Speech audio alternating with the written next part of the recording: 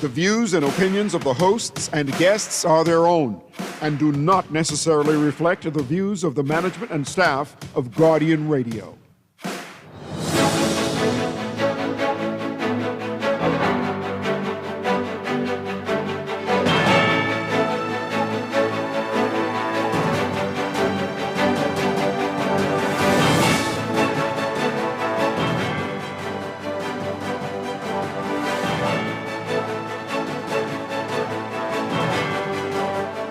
Good morning. It's true. Pipe workers have left town after their colleague's shooting death. Beaches and parks spent $141 million, but where did it go? And the shot dead while holding her grandchild identified. It's all straight ahead this morning. I'm Dwight Strachan, and this is Morning Blend. Wake up, it's a new day. Wake up, it's a new day. Good morning again, Bahamas. It is Wednesday, April 15th, 2026. This is Morning Blend on Guardian Radio 96.9. Again, I'm Dwight Strachan. In a moment, Chester Robards will be joining us. Also this morning, we're scheduled to have a very special guest, a candidate in the upcoming general election. I'm looking forward to that discussion. You don't want to miss it. And later, we wrap up our look at the new FNM manifesto. That's all ahead. But first, it's time for the overnight, the latest breaking news from while we're sleeping, and the top national and international headlines this morning.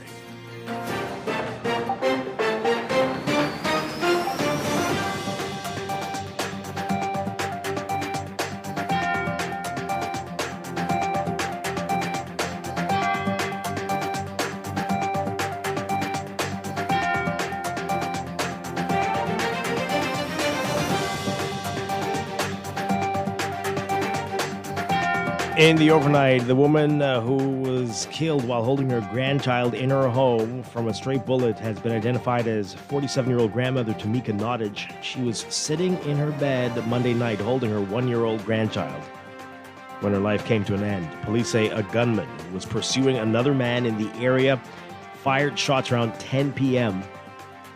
Shots went through Nottage's Wilton Street home, hitting her and ending her life. The baby was unharmed, but the killer remains at large. Outside the home yesterday, Nottage's friend, Grizel, said she hopes her best friend gets justice. Family members yesterday mourning the loss of Nottage and pointed out several bullet holes around the exterior of the house. Nottage was also on the campaign team for Centerville MP Jomo Campbell.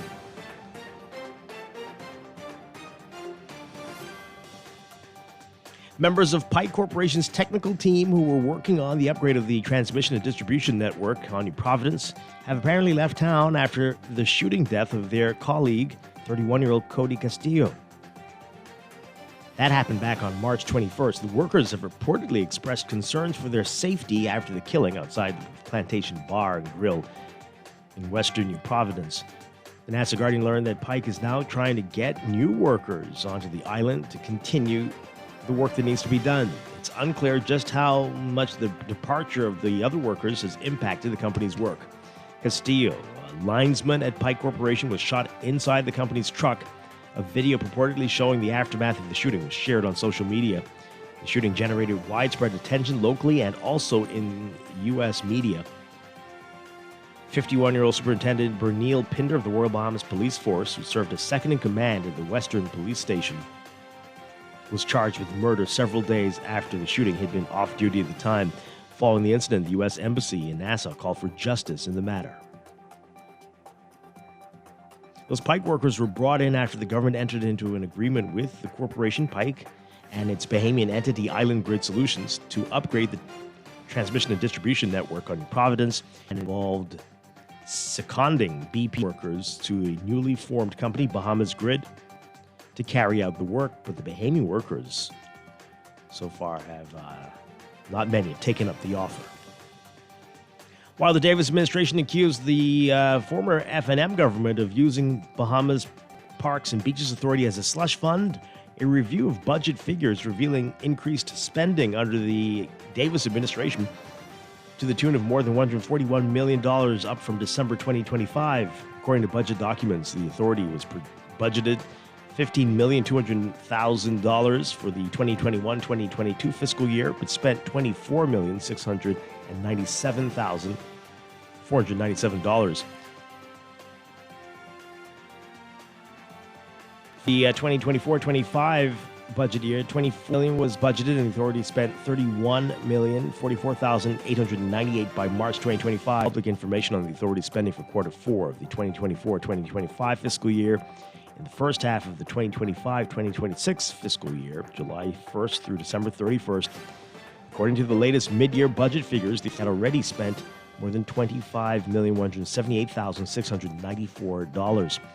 Government budgeted $29 million for the entire 25-26 fiscal year, meaning that for the second half of the fiscal year, there was less than $4 million to spend. According to the pre-election report, which was released earlier this week, there was also a $10.9 million loan from the government to the authority in fiscal year 24-25. More on this in today's National Guardian. F&M leader Michael Pintard pushing back against criticism to his party's proposal to introduce a national lottery if successful at the polls on May 12th. Speaking last night,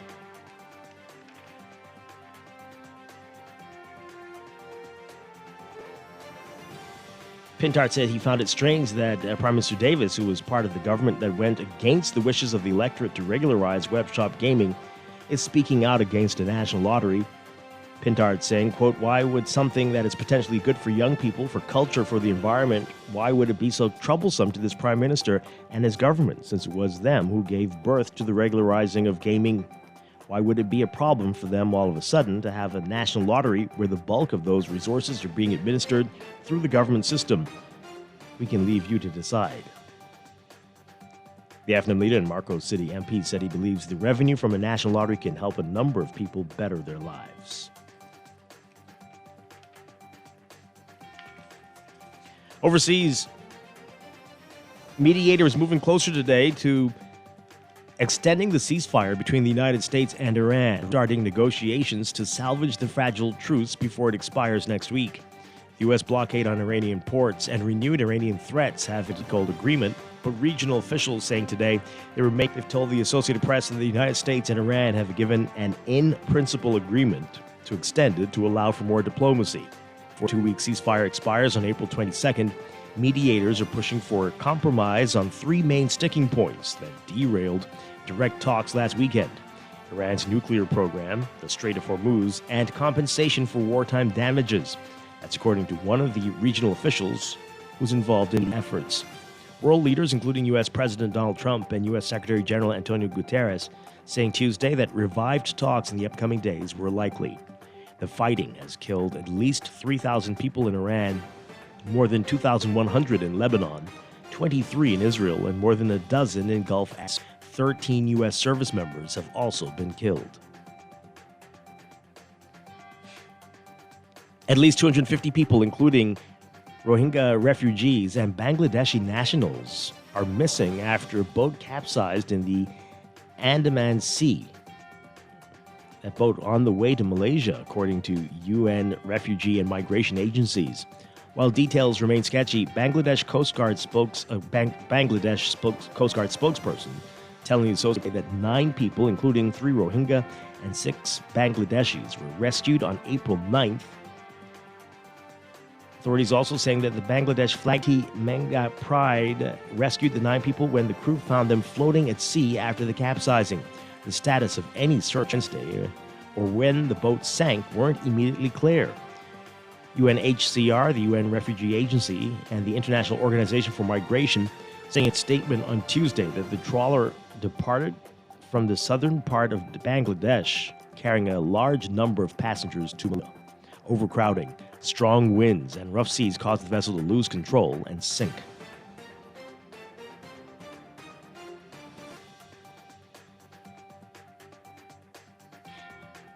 Famine, massacres, and now badly needed food and other supplies are under strain. Sudan entering a 4th year of war. It's being called an abandoned crisis as a new of the fighting that has forced 13 million people to flee their homes. The North African country has been described as the world's largest humanitarian challenge, notably in terms of displacement and hunger. There's no end in sight to the fighting between the military and the paramilitary group Rapid Support Forces, which witnesses and aid groups say has laid waste to parts of the vast Darfur region.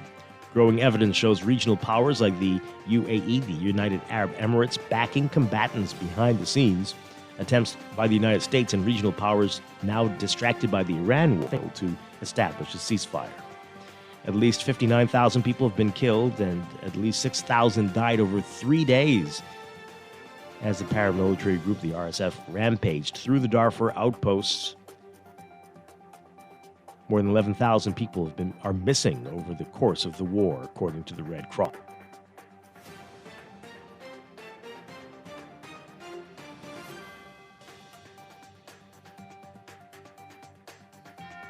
And Peruvians will vote in a presidential runoff in 2 months after none of the 35 candidates secured an outright victory in the weekend election. And by Tuesday afternoon, 2 contenders in the June vote were still unconfirmed. Electoral authorities continued to count the ballots for authorities were forced to extend voting into Monday after ballots had not been delivered in time to polling stations. With 77% of ballots tallied, showed Keiko Fujimori, the conservative daughter of a disgraced former president, leading the count with 16.86% of the votes, while Rafael Lopez Aliaga, the ultra-conservative former mayor of Peru's capital Lima, earned 12.66%. The sluggish pace of the count mirrored Peru's 2021 presidential election, a contest where final tallies weren't completed until 5 days after polls closed. A presidential candidate needs more than 50% of the votes to win outright. The 2 candidates with the most votes in the first round advance to the runoff. The winner will be Peru's 9th president in just 10 years.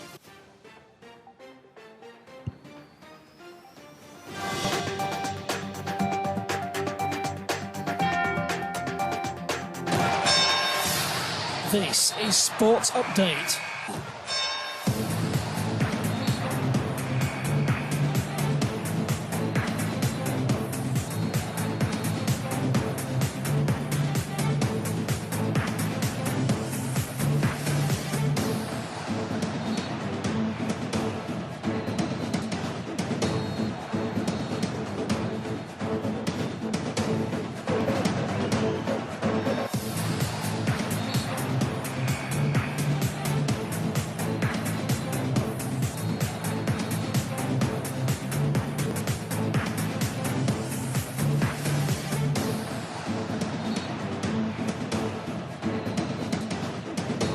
In sports, your essential store, Giants, taking down the AFS Insurance Heat Waves 89-88 to leave the 2026 New Providence Basketball Association Division II Best of 5 series as champions at AFL YES. Giants repeated as champions, winning the series 3-1 over the Heat Waves. The Giants had 4 players clear double digits in the narrow victory. Read all about that in today's Guardian Sports section.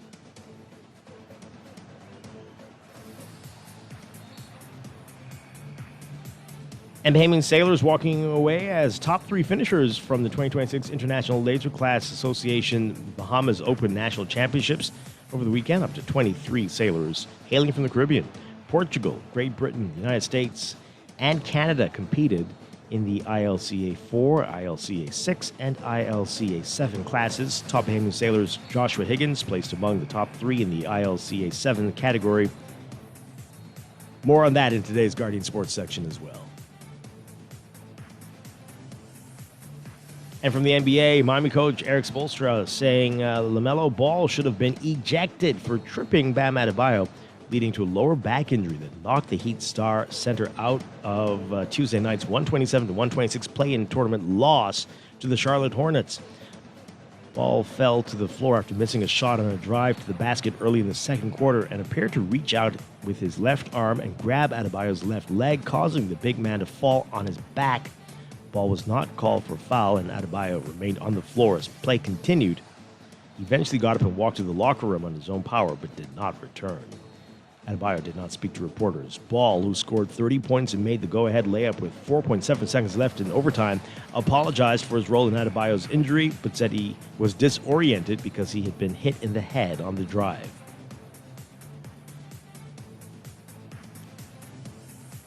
Despite the loss of Adebayo, who scored 83 points in the game last month, Miami had a chance to win at the end of regulation, but Tyler Hero missed a three-pointer from the top of the key. In overtime, Hero put the Heat up by one when he made 3 free throws with 8.7 seconds left after getting fouled by Ball following a Hornets turnover. Before that play, Hero hit a turnaround corner 3, but Ball's driving layup saved the day for the Hornets.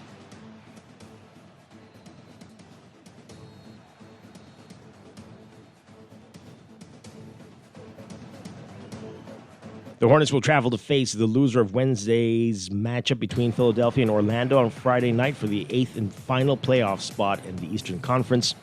Charlotte is seeking its first playoff appearance in decades. That's sports, and that's the overnight. Time for your first look at weather.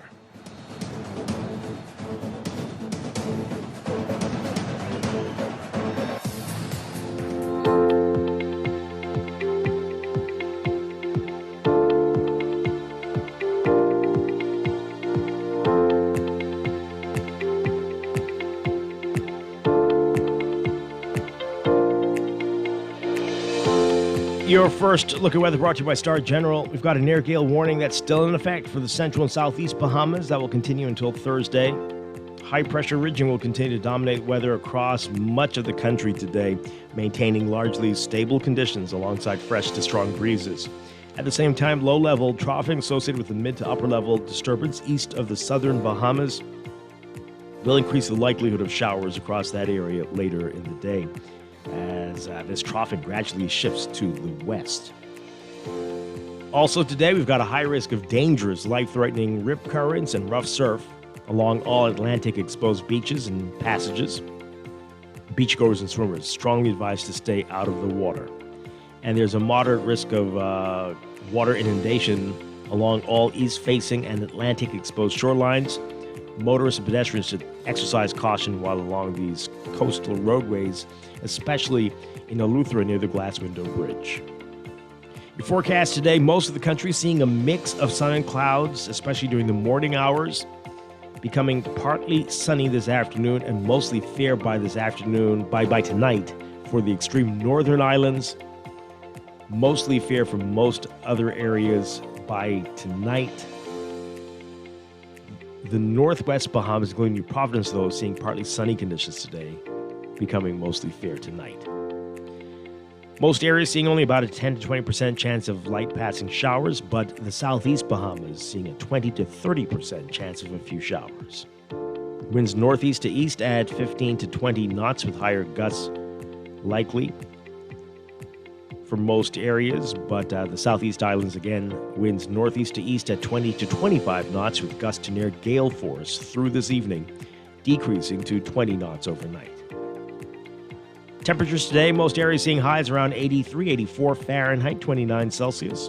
Overnight lows tonight hovering around the 70-degree mark or low 70s, between about 21 and 23 Celsius. That's your first look at weather this morning. We'll have your extended outlook coming up in just a bit. This weather check brought to you by Star General Insurance Made Simple. Wake up, it's a new day. Wake up, it's a new day.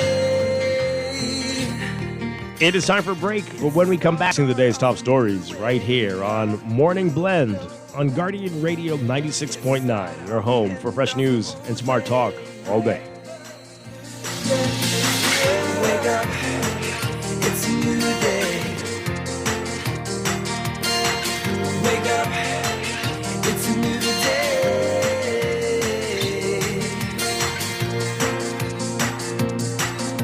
Planning for retirement can be overwhelming, but with CFAL, it doesn't have to be. We offer tailor-made individual, group, and pension solutions that take the guesswork out of retirement planning. Whether it's for you or your company, don't leave your future to chance and let the trusted hands of CFAL's experts guide you toward peace of mind and financial stability. Low upfront costs and affordable monthly payments make it easy for you to build wealth so you can live well. Visit us at cfal.com to start on your path toward financial freedom. CFAL, growing wealth for future generations. CFAL is a proud sponsor of Team Bahamas for the 2026 Carifta Games. Looking to elevate your gadget game or a tech trouble simply slowing you down? Escape to a world of innovation at Custom Computers, your go-to store for the latest cutting-edge tech. Whether you need to upgrade your life with the best from Apple and Windows or your device needs a little TLC, the Custom Computers Know-How Store is the destination for unbeatable expertise and quality repairs. With 2 convenient locations, there's a Custom Computers near you on Patton Street in Palmdale and Caves Village, or call 396-1100. Tired of banks forcing you to use technology to bank the way they want you to? Your convenience is important. So no matter what your banking needs, Commonwealth Bank's friendly staff are always available in branch for that personal one-on-one service. But when you choose technology, our online and mobile banking app offers you state-of-the-art functionality. The choice is yours. Commonwealth Bank. Bank the way you want. Wendy's has brand new chicken tenders, and they're everything you've been craving. Crispy, juicy, and seasoned just right. These tenders bring the flavor from the very first bite. Dip 'em, dunk 'em, love 'em. With sauces like sweet chili, scorching hot, ranch, honey barbecue, honey mustard, and Wendy's signature sauce. Grab them as a kid's meal. Enjoy them on their own, or make it a combo that hits the spot every time. For tenders you're gonna know by name, it's gotta be Wendy's. This is definitely the time for BAMSI to continue to build on the progress that we've made. There's now drone technology. There's now year-round container farming. You have hydroponics. You have aquaponics. You have precision farming. There have been record numbers of enrollments, record numbers of flat fishing certifications. We've had record enrollments in our online courses. Students from across the family of islands. Because in BAMSI, we are not just cultivating produce. We're cultivating producers. Paid for by No one likes a fender bender. Oh, man. From a little scratch to a full mashup, NUA Insurance has got you covered with auto insurance tailored to fit your needs and budget. For affordable rates with free on-site accident assistance, visit us online or in branch and just ask us. NUA Insurance. Ask us because we've got you covered. Wake up, it's a new day. Wake up, it's a new day. It's the start of a new way. Don't you know that it's the start of the end of the old way. Wake up, it's a new day. Wake up, it's a new day. Welcome back to Morning Blend on Guardian Radio 96.9. We are streaming live on GuardianTalkRadio.com and on the Guardian Radio app for smart devices. We're also on your televisions on Cable Bahamas, Channel 969, and BTC Flow, Channel 612. You can tweet us at Morning Blend 969 or Facebook.com/Morning Blend 969. Text us 422-4796. Standard text rate supply. Once again, I'm Dwight Strachan. Joining me now, Chester Robards. Chester Robards, good morning. Buenos dias. Oh, boy. Good. Sorry. Good morning. It's going to be a problem because of a story we're going to talk about today. Is that what it is? Yeah. I didn't know. Boy. Yes, good morning, Chester. We've got to talk about a lot going on this morning, a lot in the news, but also we have a special guest scheduled to be with us this morning is a candidate for Fort Charlotte, Sebastian. What? He hasn't been here since before the opinion poll / referendum. That long? Yeah, and yeah, so wow. So that's gonna be interesting. Got a lot to talk with him about, and later we'll wrap up our look at the F&M manifesto. We'll get started on the blueprint for progress tomorrow. Okay, so that's all ahead. But let's get into what else is in the news.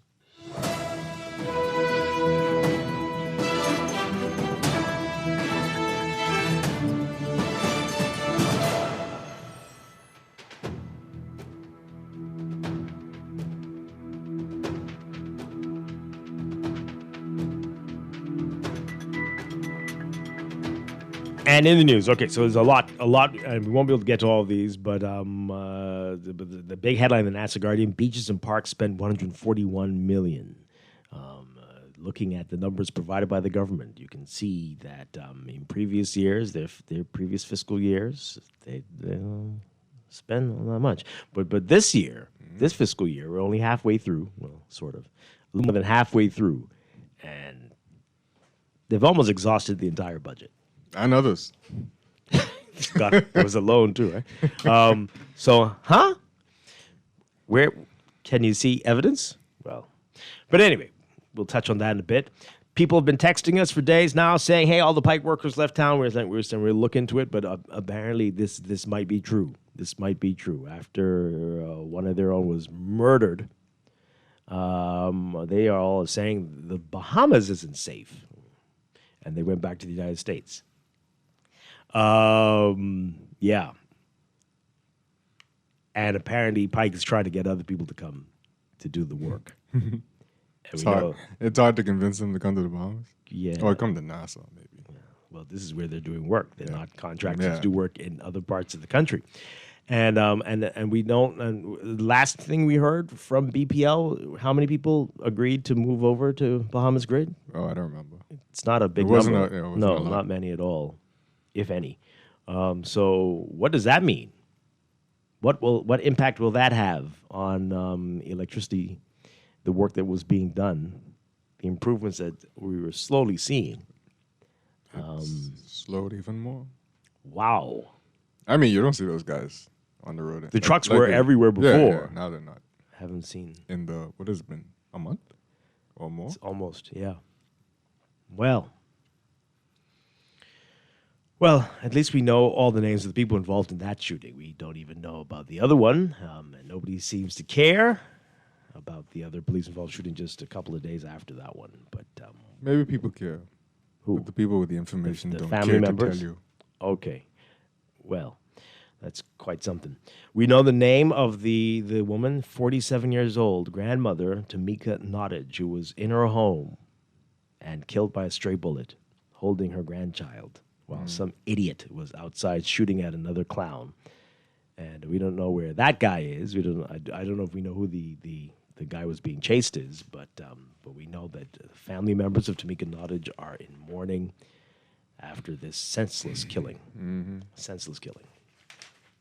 Unbelievable. Wow. All right, so when Chester said "Buenos dias," though, boy, It's just a fluke. This is a story. This is not in the Guardian. This is in the Tribune today. So. But this is crazy. 2 accused of using fake passports to obtain voters' cards. Fake passports. 2 people from the Dominican Republic. Claro. Buenos dias, indeed. Claro que were sí. accused of having fraudulent Bahamian voters' cards. 57-year-old Teofilo Antonio Tavares and 33-year-old Larni Estefania Tavares Nova. Those were the names in the passports? Were each charged with 3 counts of possession of a forged document, 3 counts of uttering a forged document, and 2 counts of fraud by false pretenses before Senior Magistrate Kelly Burrows. Tavares was assisted by a Spanish translator, oh my God, during his arraignment. Interesting. Yes. So, what? He must be from San Salvador in the Bahamas. I don't know how come he can't speak English. Prosecutors allege that between April 25th and May 10th, 2024, Tavares and Nova used fake registration certificates and fraudulent immigration letters to obtain Bahamian passports from the passport office. Wait, what?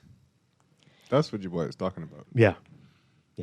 In May... So they were successful in getting... Well, I know. See, that... So the passports aren't fake? No.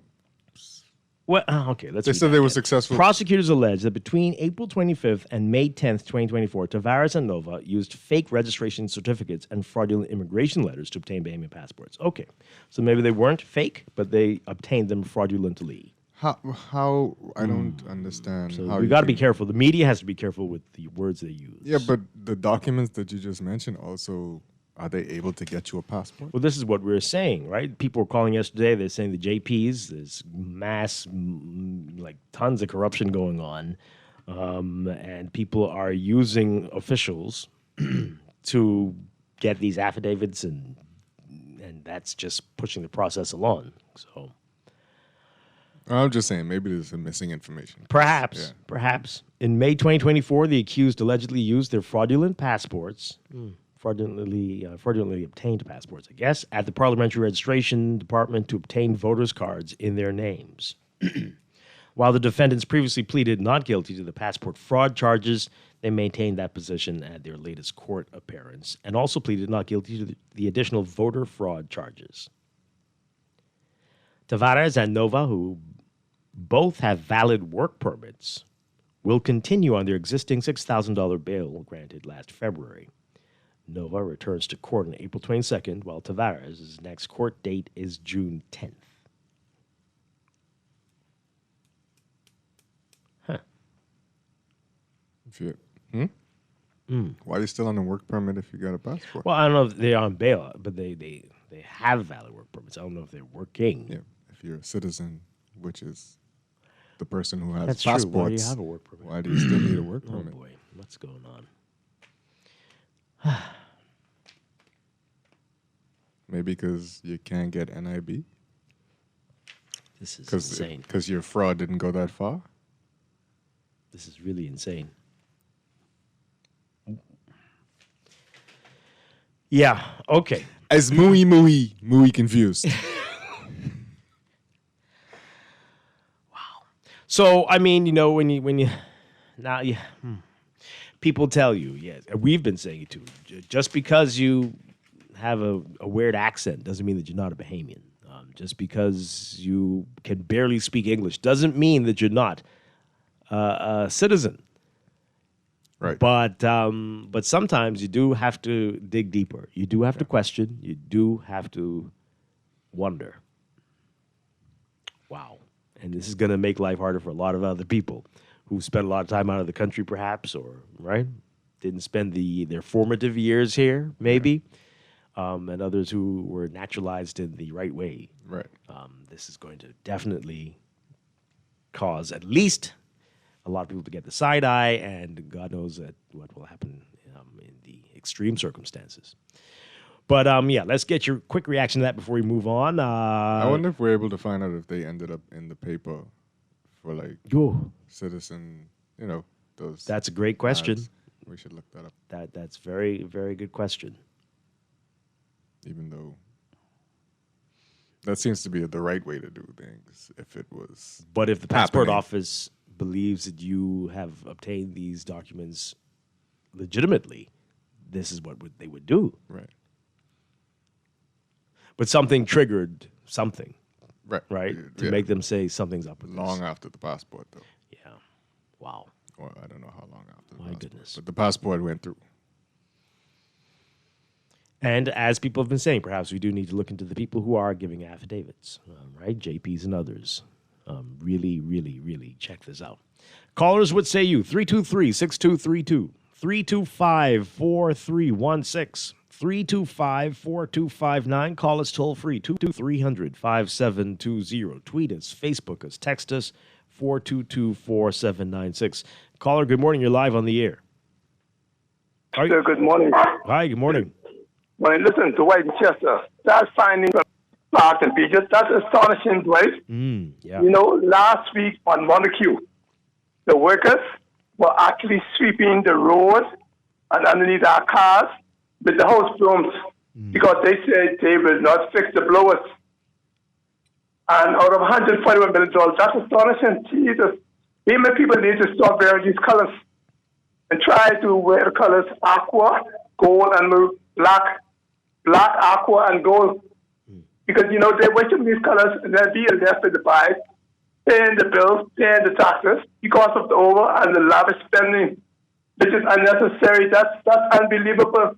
You know, people, you all please wake up. Stop worshiping colors and try to worship the Bahamas. When it goes to the Bahamas, okay?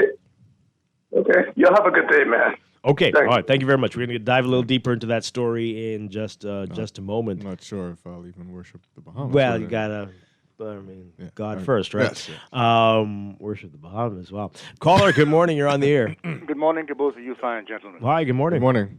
Yes, you know, the Bahamas has a significantly higher murder rate per capita than the United States. I find that interesting because recent data shows that I think per capita in the Bahamas is 30 per 100,000, and the United States is 6 per 100,000.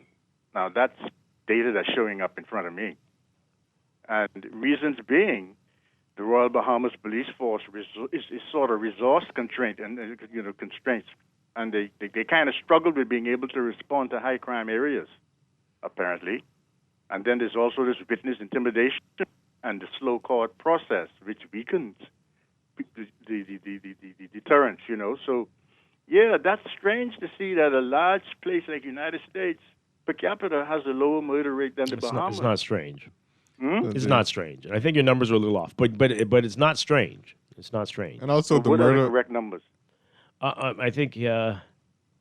Well, anyway, in any event, Well, we used to be looked at as a Because war I'm zone. looking Yes. at the UN OECD. I'm looking at report data. Mm-hmm. I'm looking at data that's been reported. I'm not making this up on my head. So Yeah, but I mean, you are right that the per capita murder rate is higher here, without a doubt. We love per capita figures. yeah. So anyway, And also, you're talking about the story with the worker, right? Where his colleagues left. yeah. Well, I'm not really specifically targeting Oh, that. okay. I'm just simply saying, according to the UNODC and World Data Report, that you say I'm off with. Well, I mean, not too far, but you're right. The per capita rate is definitely higher in the Bahamas for murder. Yes. Mm-hmm. Yeah. Okay. Yeah. Okay. And we've been saying that for as long as we've been on the air. That's been the case, and we know. Like Jess was saying, in the UN and other bodies regard that as war zone territory, right? Yeah. And we've been saying that for a long time. Yeah. Almost everybody here knows at least two people personally, at least two. I'm talking, it's more like 10 who've been murdered. Yeah. Personally, many Americans can't say that. I also know two who were murdered in the U.S. Whatever. Just saying. Okay. Yeah, but you know more murdered here than in the U.S., I'm sure. Maybe. Yeah. So plenty of Americans can say that. Yeah. So, but yeah. Okay. But in any event, I think the Pike workers are being a bit extreme. I'm sure they are. Yeah. But hey, who are we to talk about people's fears? Well, that is true. That is true. Yeah. It wasn't a random thing. No. And but he called and he said the police, I don't know, maybe off their game when it comes to crime and stuff. But in the Pike worker case, the police were there. Wow. Okay. Off their game. It's the Bahamian people who are off their game, right? Absolutely. Running around shooting at people randomly. Exactly. This is not the first time innocent victims have been shot. Children, at least one a year, shot by a stray bullet. People on the way to church, gunned down. Right? The people around here are out for blood. Yeah. Per capita, the bloodness is very high. Yeah. So you can blame the police all you want. It's not them. It's us. And you're going to say, well, that's not in our nature. It's the foreigners who are here doing it. Okay, whatever. We're allowing it. And crazy. This is crazy. Caller, what say you? Good morning to both of you. Hi. Sarah Johnson. Good morning. Hey, Dwight. It's a happy, 22nd anniversary for me. For what? Calling for digitization of the Bahamas government and its ID system. You ain't tired yet? Yeah, no, I'm never going to be tired until we actually get it done. Oh, I actually dear. think it's going to be done after the next election with the new administration. But, right, remember I gave you the story about my brother and the passport and everything, right? That's when I first went for passport when I realized the problem, where a person that had been into the Bahamas. Deceased was still living in the Bahamas.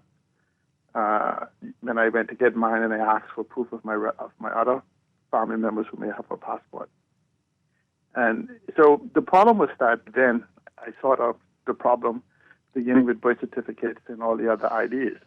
And so until we actually have a national ID system for which we got, I think, like $30 million in 2022 or 2021, and Mr. Philip Davis, Prime Minister Davis, said he would have it by 2023. Then he came with this biometrics thing to actually meet the deadline for this June. You know how you get the money from the ID being others to do something and you don't do anything for 4 years? And then you quick rush to something so that you could make a report to the international people that you've made progress without having to prove the money. This is what we're good at. And so the problem is this ID system that we have in the Bahamas is a very simple fix. The problem is that by digitizing the ID system based on a data privacy, data protection, and data sovereignty and IP regime, which will protect us in the whole concept of this biometrics, you could begin from birth to the grave of identifying people. The problem with that is that when you digitize the Bahamas ID system, you get to look all the way back to 1973 or beyond. So when people talk about these JPs, right?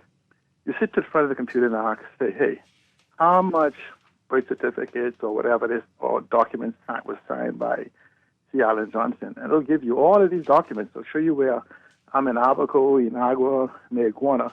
I'm even signing documents of knowing people on islands I've never even went. Then you get to correlate everything and look at the ID system.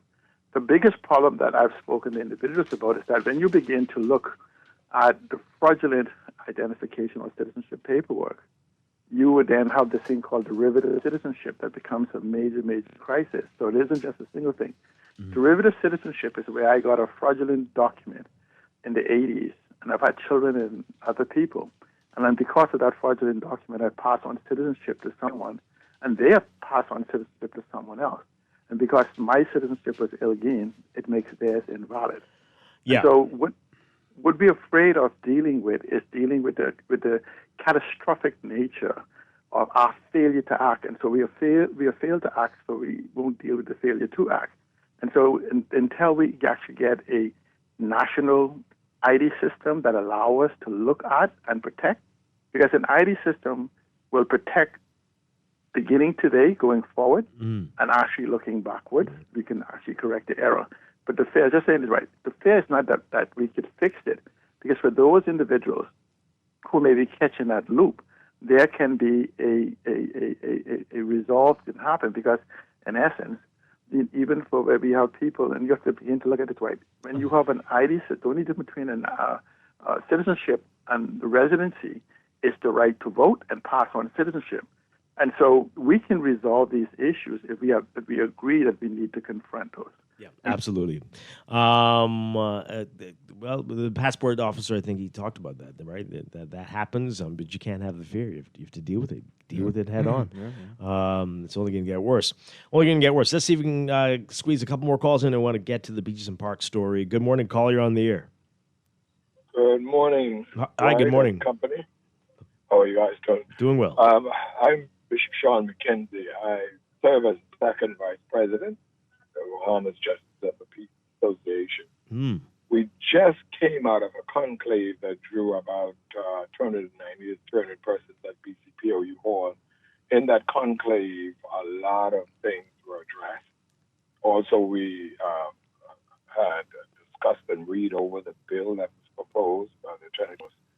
And one of the things that we must understand about affidavits, when people make false statements to obtain an affidavit fraudulently in order to gain citizenship, is that when they make that sworn statement stating that they were born in the Bahamas and didn't have a chance to be properly registered at the hospital, and if it's an actual full system that they will have to access. Somebody at the hospital would have to make up a fraudulent letter saying that they were, or card saying that they were born there. Somebody at the clinic have to say that your child was possibly vaccinated. The JP, as long as he execute his duties in terms of facilitating that sworn statement with the two witnesses and they sign, the JP is not accountable for a sworn statement by a person saying that they were born because they are told to bring two persons, 10 years or older, who would witness to that fact.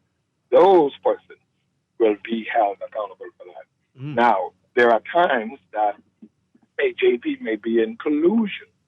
Where there is collusion, all parties will be arrested. If a JP is aware that a person was not born, but for filthy lucre, the biblical term we use, for gain, a JP's paid $7,000, $8,000, $10,000.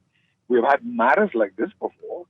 He's aware that the persons were not born, and he colludes with them to facilitate that sworn statement in an affidavit saying the person was born here.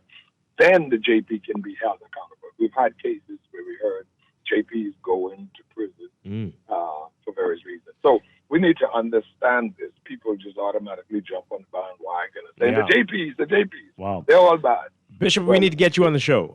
Stay on the line, please. I want to get my producer to get your number, your contact, and I'll reach out to you. We'll get you on the show very soon, hopefully before the election. Thank you so much for calling in. Really appreciate it. All right. Wow, so it's a complicated, deep system with many... Yeah. Oh, boy. Many tentacles, eh? I mean, it's tough. Yeah. It's tough to wrap your head around. All right, let's take this call. Good morning, call. You're on the air. Hey, morning, Dwight. How you doing, buddy? Doing well. Hats off to you guys. You're doing better accounting and accountability inside it, and I guess some of our guys that we hired to do a lot of this work. $140-something million is astonishing, Dwight, and I say it's astonishing because I happen to live in Mount Moriah, where the chairman of Roads and Park happens to be my member of parliament. And we are overrun with rats here and rodents. They ain't only large in charge inside the hospital. They're large in charge here in Mount Moriah, where the gentleman who is the chairman for Roads and Park is responsible.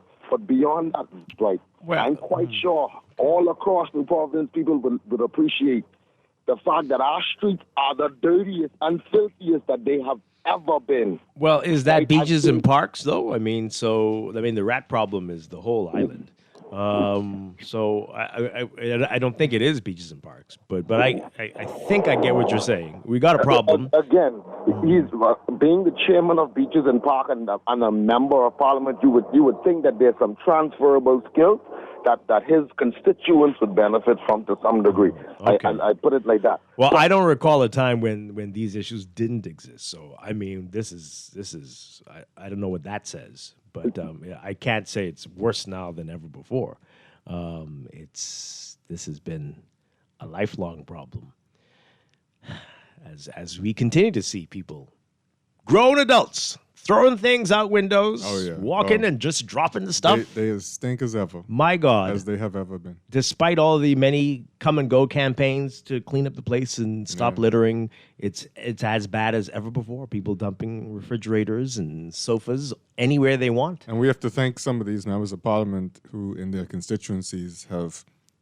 right before the election, pushed back some brush from the side of the road and exposed a lot of it for thank us. them for that. So someone could go and clean it up. But does someone go and clean it up? I don't know. But No. I'm just saying they obviously they wanted to expose it.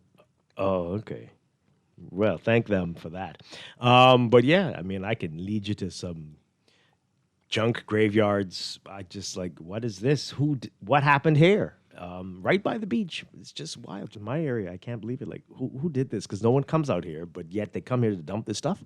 Yeah. I mean, it's not it's just like beer bottles. They had a beer party, a beer fest out there. Yeah, it's just and I guess you could see what the most popular beers are in the country. People used to collect. Do they do that? Do they take It depends a couple on the cents brand. for bottles? Depends on the brand, but yeah. All right, so let's callers. We'll get back to you. Let's get into this beaches and parks story. So 141 million spent. No accountability though on how the funds have been spent. Our Rachel Scott writing about it today. So while the Davis administration accused the last F&M government of using Bahamas Public Parks and Beaches Authority as a slush fund, a review of budget figures reveals increased spending under the Davis administration. to the tune of more than $141 million up to December of last year. So according to budget documents, you've got to pay attention to this now, or pick up today's NASA Guardian to follow along. The authority was budgeted $15,200,000 for the 2021-2022 fiscal year, but spent $24 million. That was an interesting year. Remember what was happening in that year? For the 2022-2023 fiscal year, $27 million was budgeted, and the authority spent $27,499,000. For the 2023-24 fiscal year, $24 million was budgeted, and the authority spent $33,236,200. For 2024-2025, $24 million was budgeted, and the authority spent $31,044,898 by March 2025. There's still no public information on the authority's spending for quarter 4 of the 2024-25 fiscal year, but in the first half, up to December 31st from July 1st, according to the latest mid-year budget figures, the authority had already spent $25,178,694.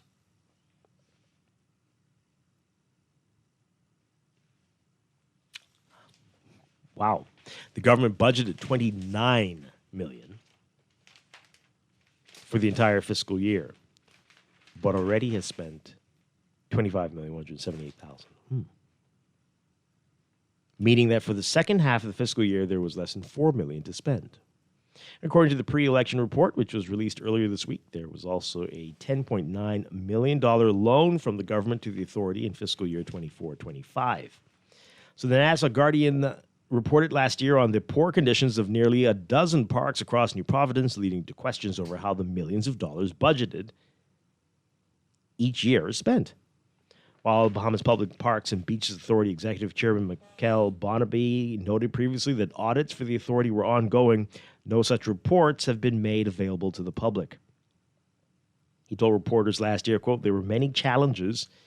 We had to deal with a lot of fiscal responsibility matters that were left undone. We had to deal with our funding. We had to deal with our audit reports.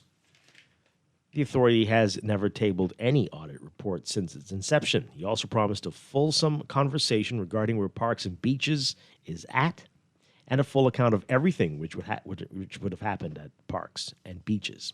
With Parliament having already been dissolved and the general election scheduled to take place on May 12th, no such account has been provided. They had booked a segment with us, but canceled at the very last minute. But they did go on, I guess, some shows and stations they thought were friendlier. They went on ZNS and Love 97. And, oh well. Yeah. So months after the PLP's 2021 election victory, Prime Minister Philip Davis said in the House Assembly that the authority was, quote, effectively a slush fund under the Minister administration, and noted that a forensic review of the authority was underway. He said that the authority was effectively a slush fund with no attempt made to ensure that the services being paid for by Bahamian taxpayers were provided.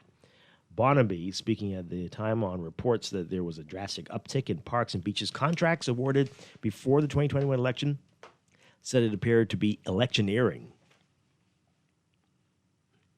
He said, quote, "It looks like it, it walks like it sounds like it, and we can see the impact of it. Where it was not a real financial decision that was being made, it appears to be a political decision." So is that the MO of the department, or is it... to act as such? Right.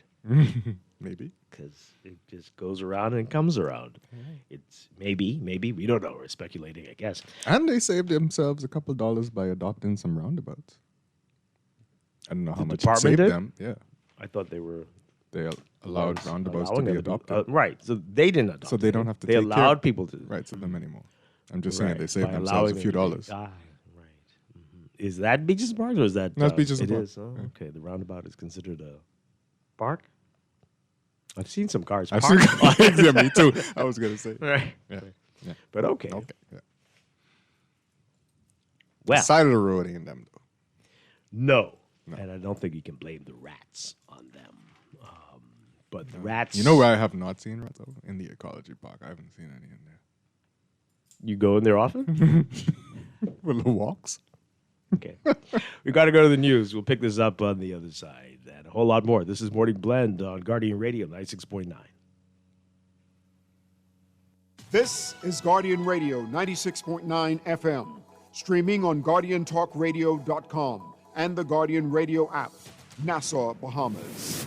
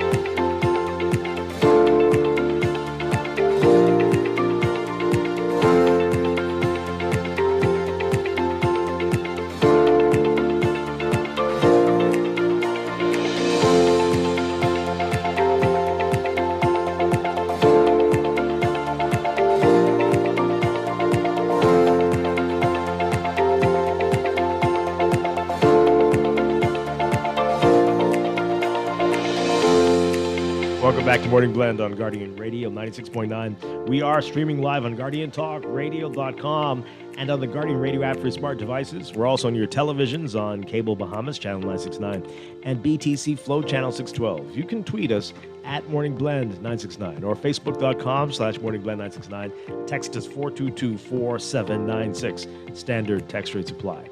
And now at 8:25, it's time for another check of your weather for today, brought to you by Sherwin-Williams. So here's what's going on. We've got a near gale warning that's still in effect for the central and southeast Bahamas. That's going to continue until early tomorrow. High pressure ridging will continue to dominate weather across most of the country today, maintaining largely stable conditions along fresh to strong breezes. At the same time, low-level troughing associated with the mid to upper-level disturbance east of the southeastern Bahamas will increase the likelihood of showers across the area later today as this troughing gradually shifts to the west. So here's what's happening over the next few days. We're expecting the trough to gradually weaken as it continues westward through Thursday, bringing only a slight uptick in showers across most of the country before ridging once again dominates by the weekend. At the same time, winds will finally ease across the country, becoming gentle to moderate in the north and moderate to fresh for the central and southeastern islands. By late Monday into early Tuesday of next week, a frontal boundary is expected to enter the northern islands, and that's going to increase shower activity across that part of the islands, with winds strengthening to fresh to strong behind that. So that's for next week. In the meantime, for today, we've got a high risk of dangerous, life-threatening rip currents and rough surf along all Atlantic exposed beaches, and beachgoers and swimmers strongly advised to stay out of the water. And there's also a moderate risk of water inundation along all east-facing and Atlantic exposed shorelines. Motorists and pedestrians along these coastal roadways should exercise caution, especially if you're in Eleuthera near the Glass Window Bridge. So for today, your forecast calls for a mix of sun and clouds, turning mostly fair tonight for most areas. Partly sunny this afternoon for the extreme northern islands, and most of the day will be partly sunny for the rest of the northwest Bahamas. And again, fair tonight for most areas. High temperatures today, highs around 84 Fahrenheit, 29 Celsius. Overnight lows tonight hovering around 70 for most areas, a bit warmer for the southeast Bahamas. In your extended outlook for tomorrow, the northern half of the country looking at partly cloudy conditions during the morning hours, becoming partly sunny by the afternoon and mostly fair at night. The southern half of the country, a mix of sun and clouds during the day, mostly fair at night. Slightly elevated chance for showers in the central and southeast Bahamas. By Friday, partly sunny during the day, becoming mostly fair at night, and a mix of sun and clouds by Saturday, becoming mostly fair at night. Sunday, variably cloudy to partly cloudy. And even for the northern half of the country, but sunny for mostly everywhere else. That's your morning blend weather check. Weather check brought to you by Sherwin-Williams. If you're ready to refresh your space, head to your local Sherwin-Williams for premium paint, pro tips, and everyday deals that make it easy to get started.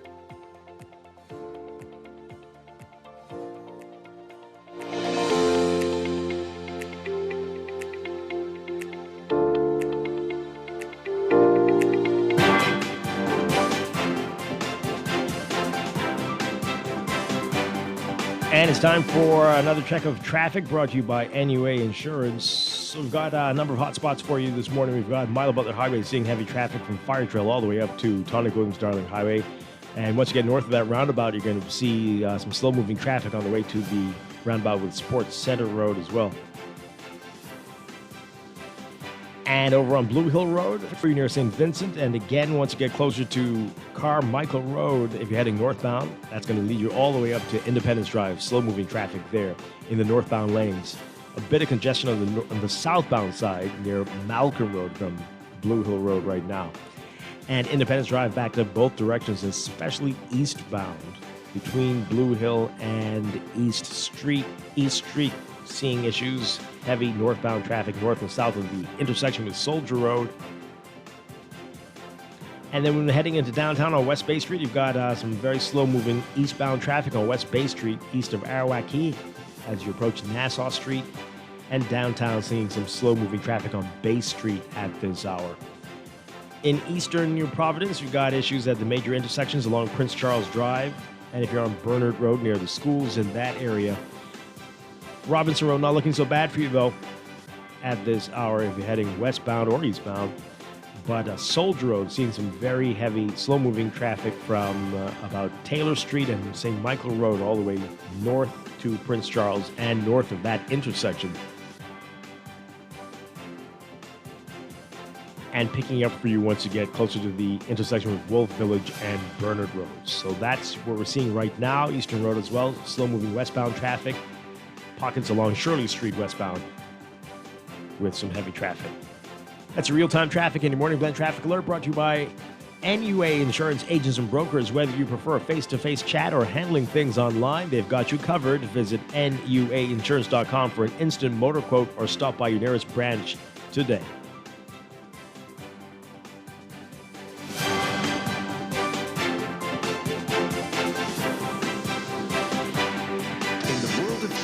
Technology is not a choice, it's a necessity. And for businesses that demand excellence, there's only one choice for unparalleled support and cutting-edge technology.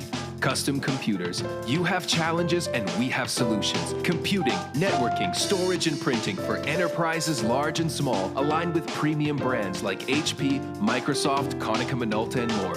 Get tech done the right way with Custom Computers. Call the know-how team at 396-1101.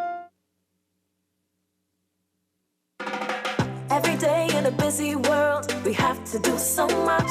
Bank with CIBC and get that personal touch. Share your ambitions, let us help your dreams come true. At CIBC, you're at the heart of all we do. We're on your side, we're listening, we know the way you feel. CIBC, ambitions made real.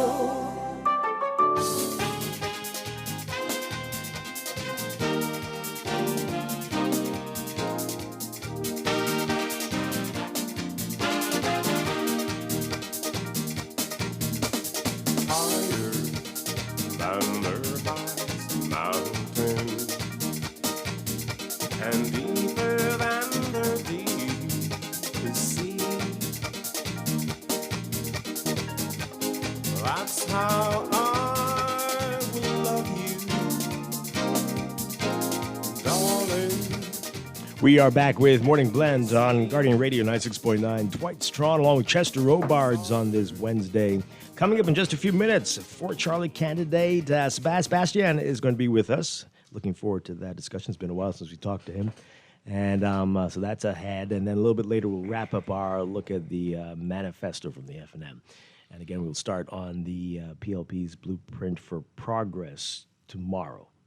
Yep, so a lot going on, a very busy time, of course. We want to wrap up the conversation we were having before about the big headline in the Nassau Guardian. Beaches and parks spent $141 million over the past few fiscal years.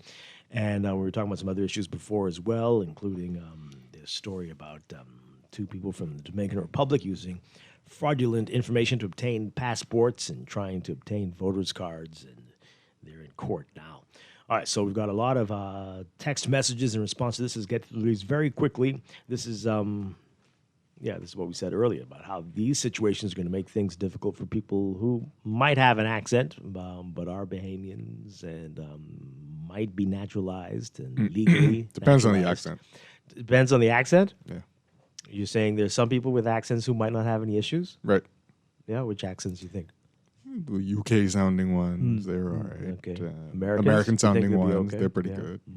So any south of us, you're saying, might have an issue? May have an issue. Oh, boy. What about west of us as well? What about Russian sounding? You gonna be okay? Some of them are all right. Some of them, depending on some other factors. Yes. Right. African sounding ones are good too. You think so? Yeah. But if I had a Moscow sounding accent, it would be questioned. We'd definitely put you behind a gate somewhere. Okay. Right. This texter says there, I am a naturalized Bahamian citizen, and as you said, I often get the side eye when trying to renew my passport. Sometimes it feels like being a naturalized citizen is a secret you need to keep to yourself, especially during this silly season. Oh, boy. Wow. Thanks for listening to us and looking into the Pike situation. And $141 million spent by Beaches and Parks, and the park in Twynham Heights looks like "Come Here, Let Me Fix Ya." Campaign finance reform is needed indeed, don't you think? Okay. I will now be voting for a lottery that'll benefit the country. Great move by the F&M. Okay, interesting. This person says, if C. Allen acts as if he needs permission from you to get his digitization reality, if he's so sure of it, lobbied for the next government. Well, he says it's going to be resolved soon. He believes, he's certain.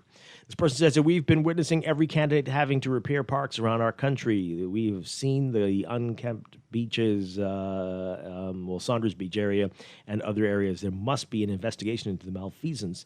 This is crazy. That's a serious word to use. Okay, this is the worst that beaches and parks and roadsides have been from the time this ministry was implemented, and the highest expenditure ever. Again, I don't know if they are responsible for the roads. Are they? I'm not 100% sure. No. Okay. We resent your implications regarding the spending at beaches and parks. It has been very windy of late, and our local beaches and many of our parks with gale force winds, as you yourself have reported. What now? Shame, shame, shame. Is this a serious text? Is this a joke? What? We resent your implications regarding the spending at beaches and parks. It's been very windy of late at our local beaches and many of our parks with gale force winds, as you reported on yourself in the daily weather reports. Shame, shame, shame.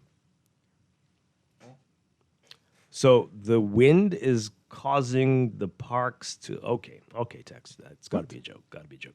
Somebody dumped a massive amount of extracted concrete mixed with steel on a property on the Eastern Road seashore. Yes, I saw that. What is that about? On the seashore? Yeah, it's really, really crazy. It looks like rock from an old house or seawall. I noticed that not too far away there's new construction going on. Is the dump from that? Is this a dump from the site? Does the same individual own both properties? Are they going to move the dumped concrete and steel? It's very weird. It's been there for months now. Very, very strange. I'm glad that the NAJP VP Justices of the Peace. Okay. The narrative from the government and regular callers is that JPs are responsible for the fraud. We should not be made scapegoats, is another JP. Unless a JP is in collusion, our job is only to act as an official witness to those documents. If the applicant or their witnesses lied or get other fraudulent documents to support the affidavit, we are not responsible. Also, only lawyers can do deed polls to legally change someone's name. JPs cannot do that. Again, we're going to hopefully have them on very soon. This person says their African accents won't cut it either. Okay. What? They hate us. You have to. Some people think. What about the other accents? I mean, we were just going through a list. Jeez. Well, anyway, I can tell you that there are some terrible, corrupt Bahamian justices of the peace, along with desperate Bahamians that are residing in New Providence. Only New Providence. I've seen many unbelievable, crazy things while working in a government institution. Trust me. I'm on Goodman's Bay almost every day, and these are the things I noticed. 1, it is dirty every morning. Wow. 2, vendors driving vehicles on the running and walking track. 3, the kids' playground is falling apart. 4, the only thing they did was place some disabled parking spots. 5, the entire parking is still not marked out. Yeah, 6, I was going to say that's an important joke, and this MP should never win a seat. Which MP? Are they talking about the parks and beaches, German? Or is it the area where Anyway, the Parks Department is responsible for the verges and the roundabouts. The verges, too. Oh boy. All JPs are not ID fraudsters, but all ID fraudsters seem to be JPs. Oh, dear. Oh, boy. Okay. My goodness. Okay. There's a park in Pinewood where the bathroom door is broken, where the coconut water boys dump their coconuts, and the grass is high. Took my kids there, and it was horrible. Where they say? Pinewood. Pinewood. B&P, Beaches and Parks, is a disgrace. The verges are filthy. The beaches, particularly Saunders Beach, is a mess. So are they the ones responsible for painting the edge of the sidewalks white? It must every be them. 3 weeks? Must be them. Is it? Well, that's expensive. Maybe I can tell that's you where that. the money's going. And that's a lot. And if they get charged per hour, I mean, these dudes using an actual brush. And what type of paint? I don't know. It goes away very easily. I gone to roll down my window and asked this fella, "You gonna use this paintbrush all day?" And then they block off the whole street, like it's very weird. You will notice the same concrete and steel on the vacant lot opposite the Montague Fish Boat Ramp, the corner of Village Road, and Shirley Street opposite Family Guardian. There's a lot of that going on. Wait, like similar steel to where the other dumping spot crazy. is? It's crazy. So someone's just... I don't know what's going on. Boy, okay. Dwight, have you seen the state of Goodman's Bay? It's in shambles. Vehicular traffic access unabated. Beaches and parks should be made to account. Wow. I think someone broke the little swing gate lock thing that's been there since the 1960s. Yeah. Okay, and then they're sending questions now for our guest. All right, so we're going to get to that right after the break. Stay tuned. You don't want to miss it. This is Morning Blend on Guardian Radio 96.9. The person says, don't blame beaches and parks. It's been very windy. Yeah. Okay. Huh. We'll be right back.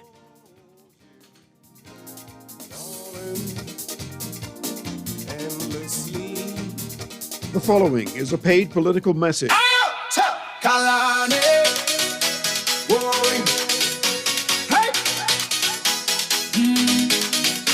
Kalani, oh, the future is brighter. Oh, vote for my diver, hey, 'cause she is a fighter.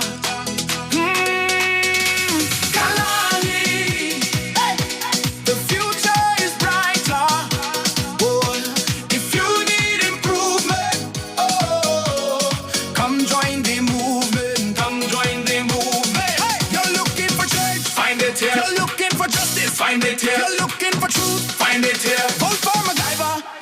She's here for you. See everybody in Kalani. Change is here. Hands in the air. See everybody in Kalani.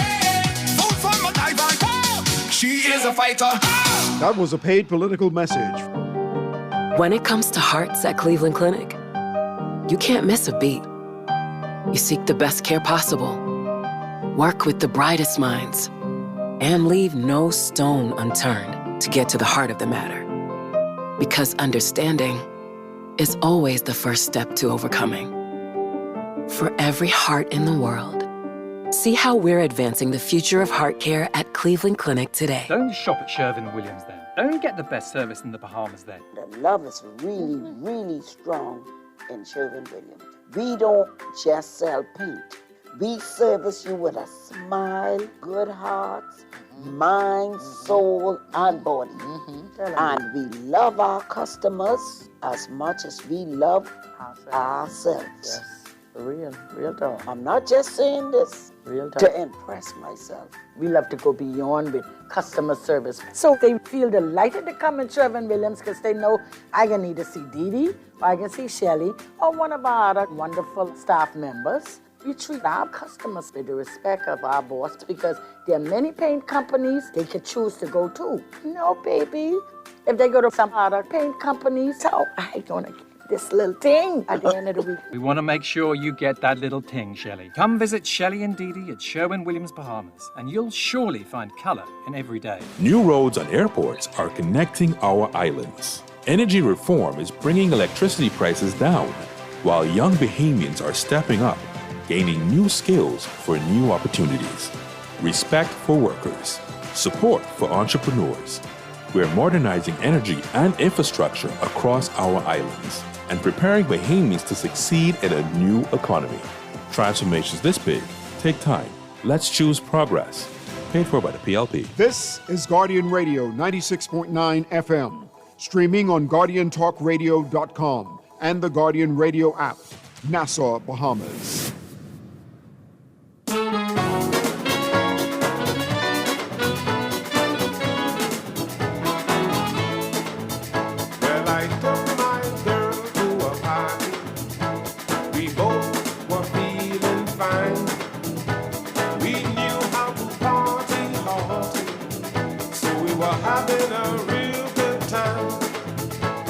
The music they were playing was jungle blues and rock.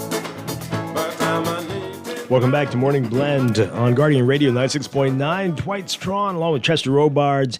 And our very special guest this morning is the candidate for Fort Charlotte. He hasn't been here in a while, but great to have him in studio again. Sebastian, welcome to Morning Blend. Welcome back. Good morning, Dwight. Good morning, Chester. And good morning, the Greater Bahamas, and most particularly, good morning, Fort Charlotte.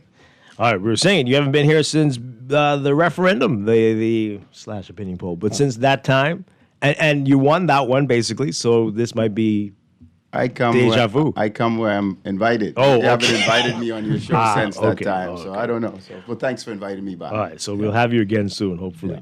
All right, so everybody's asking this though. You're running. Why? Why are you running? Why am I running? Yes. Because I think for me, I owe a great deal of contribution back to this country that has contributed so much to me my entire life and journey. And whether it was a young boy at 7 selling steaks at my father's restaurant, or whether it was a young boy in school selling computers to my teachers, or whether when I branched off and got into the satellite business, installing thousands of satellites here locally. Then I opened an electronics store selling appliances and cell phones, and I was patronized greatly. And then when I went to the phone card distribution industry, patronized again. When I started development and brought you young professionals, developments like Hampton Ridge, Balmoral, Venetian West, I was patronized again. Whether it was gaming, whether it's all, my entire life I've been a nation builder, first and foremost, but I always had the support of this country. And I'm of the belief that, no one's coming to save us. And we don't have any shortage of ideas around the table. We've seen manifestos and blueprints, from we were kids, pile up. And they always have great ideas and great plans. But, those plans requires, a good leadership, which we have in the Progressive Labour Party, but also is only as good as the team around him. And I could stand on the side and be a spectator in my national prosperity, or I can make the sacrifices to help contribute and give back to a country that has given so much to me. Mm-hmm. Haven't you done that already a lot in your private life, and couldn't you do more in your private life? Absolutely. Well, that's if you consider fixing up parks and doing philanthropic work suffice in how we build national prosperity. That is good. I can certainly do that. I don't need to get into politics to be a philanthropist. I've been that my entire life. Mm-hmm. But if you want to elevate a country, if you want to see this country move from where it is, and because prosperity is perpetual, and this generation is responsible for the generation behind us. So in order to do that at scale, you want to be around the table where you could influence policy. It's policy that really where the contribution is going to come from.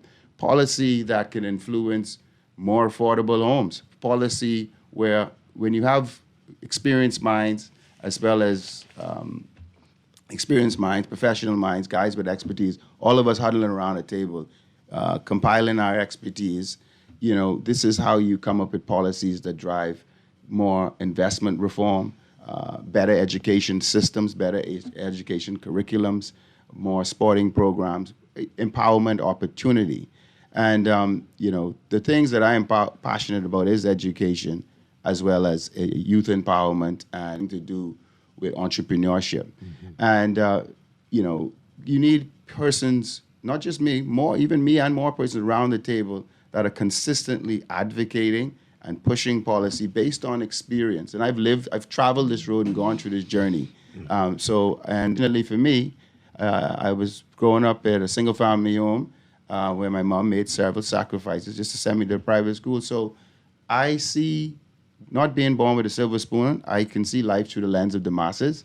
And being a successful person, I can see lens from that as well. And I can blend the two and have a good idea and a good pulse of where people are and where they can potentially be. All right, let's talk more about those policies. And if you are a legislator, what type of legislation you'd want to see changed. Give us some idea of what you mean exactly. Well, definitely, in and around education, right? Obviously, we talked about this AI thing is just such a big catchphrase now. And everybody, AI is going to take the jobs and all that. And all of that may be true. And all that is probably true because it's already been disruptive in several spaces, right? If we wanted to prepare the current generation and generation behind us for the world that is and the world that's going to become, everything in this country is going to start with education. So when I talk about policies, you heard our Minister of Education talk about how AI is going to be inserted into the curriculum from grade 4 to 12, how we're going to upgrade the national digital infrastructure in these schools to be able to support running these programs. Affordable living is number one in the country. When you talk about cost of living, there's 3 pillars that make up cost of living, like 90% of cost of living. Your accommodations, whether it's your rent or your mortgage, your energy, it's fuel in your car, your electricity, and your food, right? So having clear, concise policies like affordable rental programs, partnering with private developers, ensuring that they have incentives and concessions that can actually, the math can math, and they're able to develop, still make a return, but while holding rents at a price that actually is a huge discount from what the national average of rental units are. Making sure that affordable homes are available at scale, because everybody deserves to own a home at some point in their life. And you feel like this can't happen now unless there are some policy changes. This is the environment is absolutely. You have to listen. There's been several policy changes, and the way it's no different than anything in life. You implement, you measure, you change. You implement, you measure, you change until you get the intended outcome, right? And that's why progress is perpetual, right? We can't write the future on yesterday's handbook, and that's why every year you have to analyze what your plans were. Every term you analyze what your plans were. How did you stack against them? Where did you fail? And what changes do you need to make that area of your governance more successful? Yeah. A lot of people noting what you've been saying so far on the campaign trail. You've been talking a lot about housing. Are you tapped to be the housing minister? Listen, if you have a leak, who would you call? A plumber, right? Okay, if you have an electrical problem, you call an electrician. On the campaign trail, we have a minister of housing, and he's doing a great job. But I also have a lot of expertise in development, being one of the largest developers in the country. We are a team.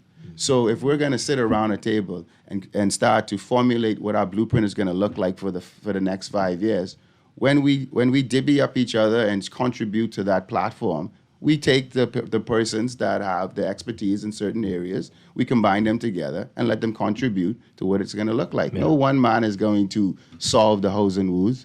Okay, it needs all of our expertise. He certainly has a lot of experience and expertise in housing. I certainly do. So if we come together and come up with ideas, where do you think that's going to land? Yeah. You know, I always tell you, I'm always suspicious of people trying to take me where they've never been. I've been in housing. So if I speak to it, I have the track record and the experience as an experienced developer to be able to clearly articulate a plan and have the confidence that we're able to deliver that as a government. Based on our rules and laws now, are you able to be a cabinet minister if the party is successful? Listen, that's up to the prime minister and the laws and what my setup is at any given time. I'm not here to speak to my validity in cabinet or whatever. There's a law in place. I love to comply with it, and if I am in compliance with it, maybe I can be appointed with it, maybe I can't. I ask because there are a lot of people who are successful, they enter politics, and if they're not chosen to be in the cabinet, some of the ideas and great ideas that they have for a constituency especially, they feel to the wayside. I mean, do you think that could happen? Not in Fort Charlotte, no. No chance. Can't happen in Fort Charlotte. You know, Fort Charlotte's going higher no matter what. Yeah. And if you're successful, but the party isn't, Fort Charlotte going still higher. Straight. Fort Charlotte going higher no matter what. Okay, so explain that to us. How would that be? And then again, why would that be? Why would you need to be in the House in order to achieve that? Well, yes, but he just gave a different scenario. So that question just goes back to another scenario, right? I said that we need to be in the House to influence policy, right? Now, obviously, your ability to influence policy in the House, whether you're in opposition, differs whether you're in government. Right. Now, you can go in there, and when you see bad policy as in opposition, you can basically call it out, make national recommendations, and try to influence a different trajectory if the government of that time is headed down the wrong path. So you stand up not just for your constituency, but as a country as a whole. Because normally in Parliament, things that are being discussed, it's not constituency specific, they're national issues. So every government, every country, needs good people in opposition and good people in government. And that's how we become successful as a country. Yeah. Want to talk a little more about housing and what's happening. You're looking for housing. I know a lot of people who are. I don't think you need to. You don't seem to be the guy that needs an affordable home. I don't want you to take up this inventory for these Negro people need that more. I appreciate that. That's fine, but I know a lot of people who do need it. So what would you say we're in a crisis? What really is impeding the affordable housing market, and how should we address this? Well, I think for me, and again, this is just me from my intimate knowledge of the past output from different administrations and all that. And just, we start with what is the need, right? Because you got to know where you're trying to go. What is the objective? There's been several studies from IDB and different studies about where the housing deficit is. So you have to start there. And then you have to ensure that you have there's two things in construction that make it move. You need the workforce and you need the money. So, and those two things got to run in parallel. And I think we can benefit from, money has always been the contributing factor that slowed down housing, right? And I think that we can benefit from ideas like, which I announced on the last rally, the introduction of an affordable housing investment funds, what actually allows the public to invest funds into a fund that is specifically set up to fund the construction of housing, right? So now you are able to tackle, well, not tackle, but add more funding capacity to your housing strategy. In addition, the idea that government solely runs the affordable home output, the capacity will be output, is flawed by its very nature. Right. Because you need to have government and private sector, and more so private sector, being a part of this this output, this development. So what would be more prudent? And what I think is, and we have it in our blueprint in a different section, but it's going to apply to housing. And it's reimagining the intent behind the Hotels Encouragement Act. When the Hotels Encouragement Act came out many, many years ago, it outlined several incentives that was designed to lure foreign direct investment for the development of hospitality, tourism, and hotel-type products. Right. If we zoom out and we change that H from Hotel Encouragement Act to D, Development Encouragement Act, which basically will capture anything, any type of development that is consistent with our national development plan, would have the same types of concessions and benefits as well. So then you have local developers, foreign direct investors, all fueling your national development plan. Instead of just giving people concessions if they're building hotels, concessions if they're building affordable homes, concessions if they're building hospitals, concessions if they're building institutions. So it's just really expanding the eligibility around what we give concessions to encourage and incentivize more private sector developers to develop on behalf of our national development. So these are your ideas, or this would be the policy of the Progressive Liberal Party's ideas. And this is what we could expect if they are returned to office. Absolutely. But ideas are meaningless without execution. And this is why I am quite excited about the team that our Prime Minister has assembled, including myself. Thank you, Prime Minister. I'm reported for duty. Has assembled in this election season to drive those plans and this blueprint forward. I one more question about housing. I don't know if Chester has more on housing, but you talked about slum landlords at one of the rallies recently and addressing this. Let's talk more about that and what needs to happen here. Slumlords. Slumlords. Well, it's a rally stage, so you got to put a little sauce on it. But at the end of the day, it's really to protect the tenants, right? At the end of the day, even landlords struggle sometimes, and I appreciate that, right? They have their own obligations, and even the rent that they collect probably ain't sufficient to pay their own other obligations. But that's still no reason to have persons living below the standard of dignity and living like that. And it's just to put some regulatory teeth around what kind of enforcement mechanisms can be put into place so that the government can move in and by law and force landlords to upgrade the standard of living in which the tenants are subjected to live in. But we also have delusional landlords who are charging way more than they should. Well, that's why the affordable rental program that we're going to introduce in this term is important because it's designed to match the cost of rent with the pocket. It's not rocket science, right? If we just take the minimum wage number, let's say I think it's $260. Let's say it averages up to $300 on average, or what its salary is. That's $1,200 a month. That already tells you that accommodations, we need to find a mechanism, and this is what the affordable rental program is designed to do. If $1,200 is where the masses sit in terms of income, then we need to figure out how do we get rent down to 50% of that income at worst, right?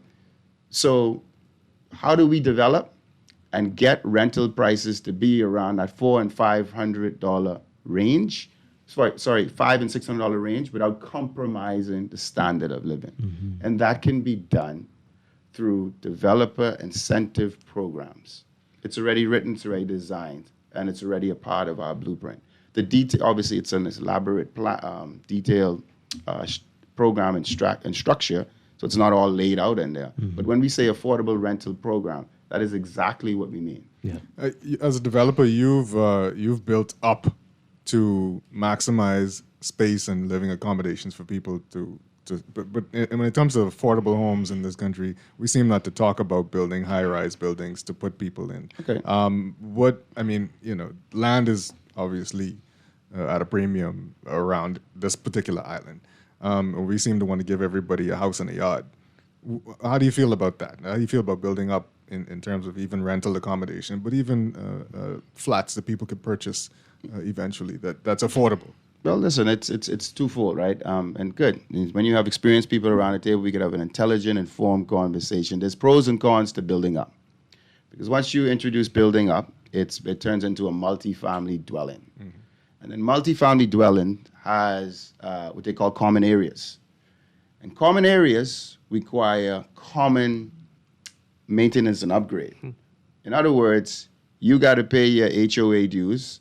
You got to pay your HOA dues, your homeowners association contribution, so that we can maintain the common areas, the pool, the landscaping, the garbage collection, the security at the gate, the elevator if it's a high rise, and even in the in the young professional space, where I started in development, when I wanted to make the West affordable for persons like myself, yourself, and everyone in this room, where we were priced out of anything past Bahama. I don't even think we could have gone for two. When Venetian West was built, you could have moved in Venetian West for as low as $230,000.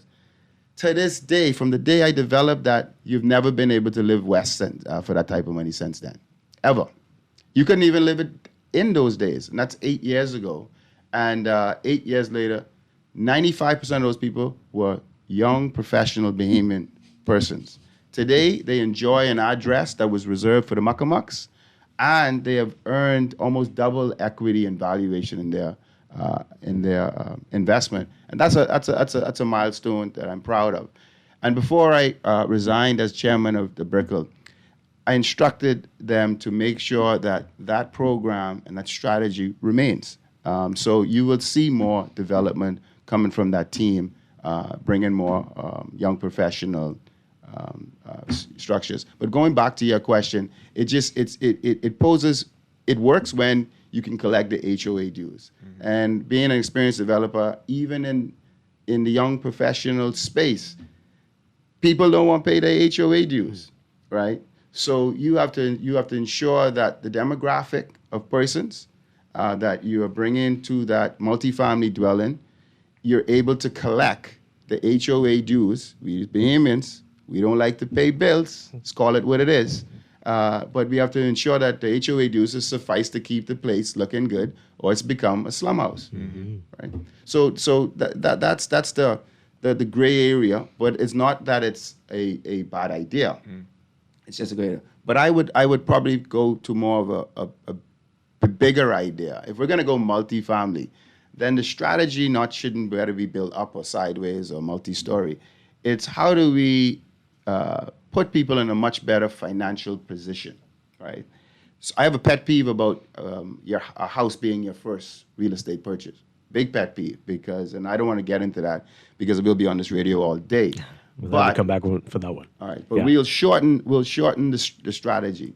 Instead of building single-family dwellings exclusively, we should introduce government developments where there's a mixture of single-family dwellings, but as well as multifamily units, duplexes, triplexes, so that people can now buy affordable duplexes and affordable triplexes, putting them in a much better financial position because they can live in one, they can have income, and then if life happens, and it always does, if they lose their job, become sick or ill, they have passive income coming back into those. They're able to live a much better life. Mm. That disposable income can send kids to private school. So it's all about, from the beginning, from the foundation of what we develop, having a very clear intent of what are we trying to achieve. Not just roof over people's head, but roof over people's head, money in their pocket, and financial stability. Yeah. All right, got to take a very quick break for news headlines. When we come back, we want to talk about Fort Charlotte, but we also want to talk about gambling and casinos and lottery and a whole lot more with Sebastian. This is Morning Blend. We're going to take this into business in just a bit here on Guardian Radio 96.9. Stay with us.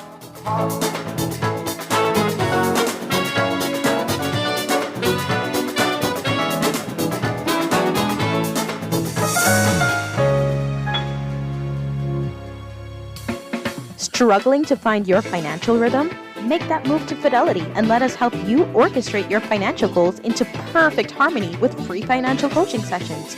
Make that move today. Call 356-7764. Fidelity, we're good for you.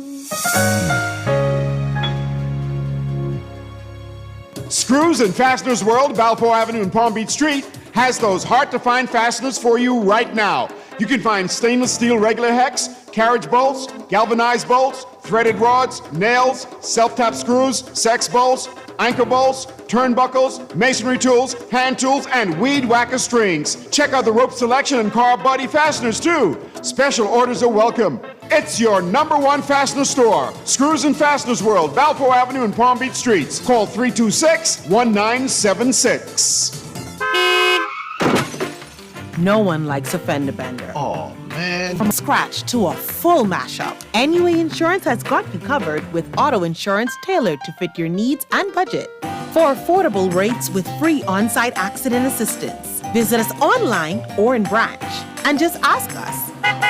NUA Insurance, us, because we've got you covered.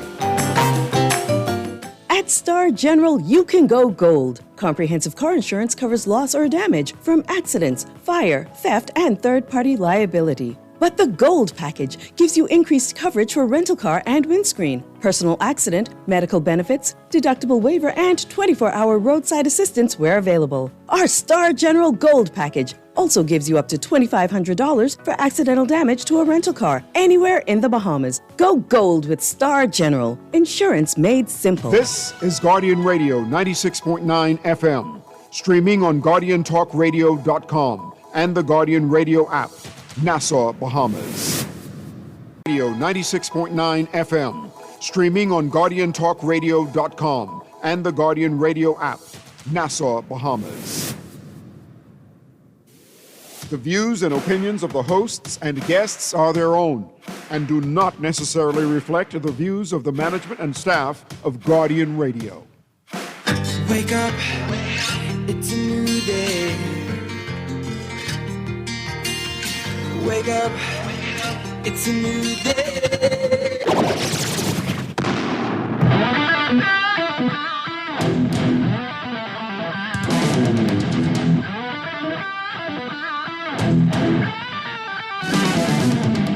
Good morning and welcome to a special edition of Morning Blend Business on this Wednesday, April 15th, 2026. Welcome back to our Morning Blend listeners. Once again, I'm Dwight Strachan along with Chester Robards. We are continuing our conversation with Sebastian. He is the candidate, the PLP candidate for Fort Charlotte, and he's in studio with us today. All right, so somebody's texting in asking if Mr. Bastian can look into paving the road in front of the NASA Guardian. We are in Fort Charlotte, right? The NASA Guardian, your signs are right across the street from us. Well, you are actually in what are we, on the border? Barnabas, yeah. Which one is it? Yeah. So the north side of the street is Fort Charlotte, and the east side of the street is the south side of the street is St. Barnabas. But but you see the way I look. So what about the building? So part of the building might be in one and one, no? No, you're clearly in St. Barnabas, but you got a sign on the pole in front of our building. But to answer your question, when I look at Fort Charlotte, I don't look at it with electoral boundaries because Fort Charlotte is a community. So, for example, C.C. Sweden and T.A. Thompson are in St. Barnabas, but we've adopted them into the Fort Charlotte community. So when we do things that are geared towards education in schools, such as our junior Junkanoo contribution, amongst other things, they're automatically included. So you're going to adopt the Guardian and pave the road. Well, it hasn't been paved in years. We think it's punishment. We think we're being punished. So what's the eastern boundary for Fort Charlotte? The eastern boundary for Fort Charlotte, will be Nassau Street. Oh, okay. Yeah, Nassau Street, and it turns right here. This is the eastern. This is the northeast boundary. Oh, okay. Wow. All right, so I got to ask you about this. So we're seeing this. You're not the only one. Candidates, not MPs, not yet, but candidates who are claiming to be getting these things done, paving streets, fixing parks. What is that all about, and what are we to make of that? There is the Ministry of Works, there is the Department of Beaches and Parks. When a candidate is claiming they've done this, what are we to make of that? I mean, I think it's a demonstration of what representation could possibly look like underneath their representation, right? And for me, it's, if you're vying to be the representative of a constituents, I think you want to demonstrate to your constituents, what you're capable of.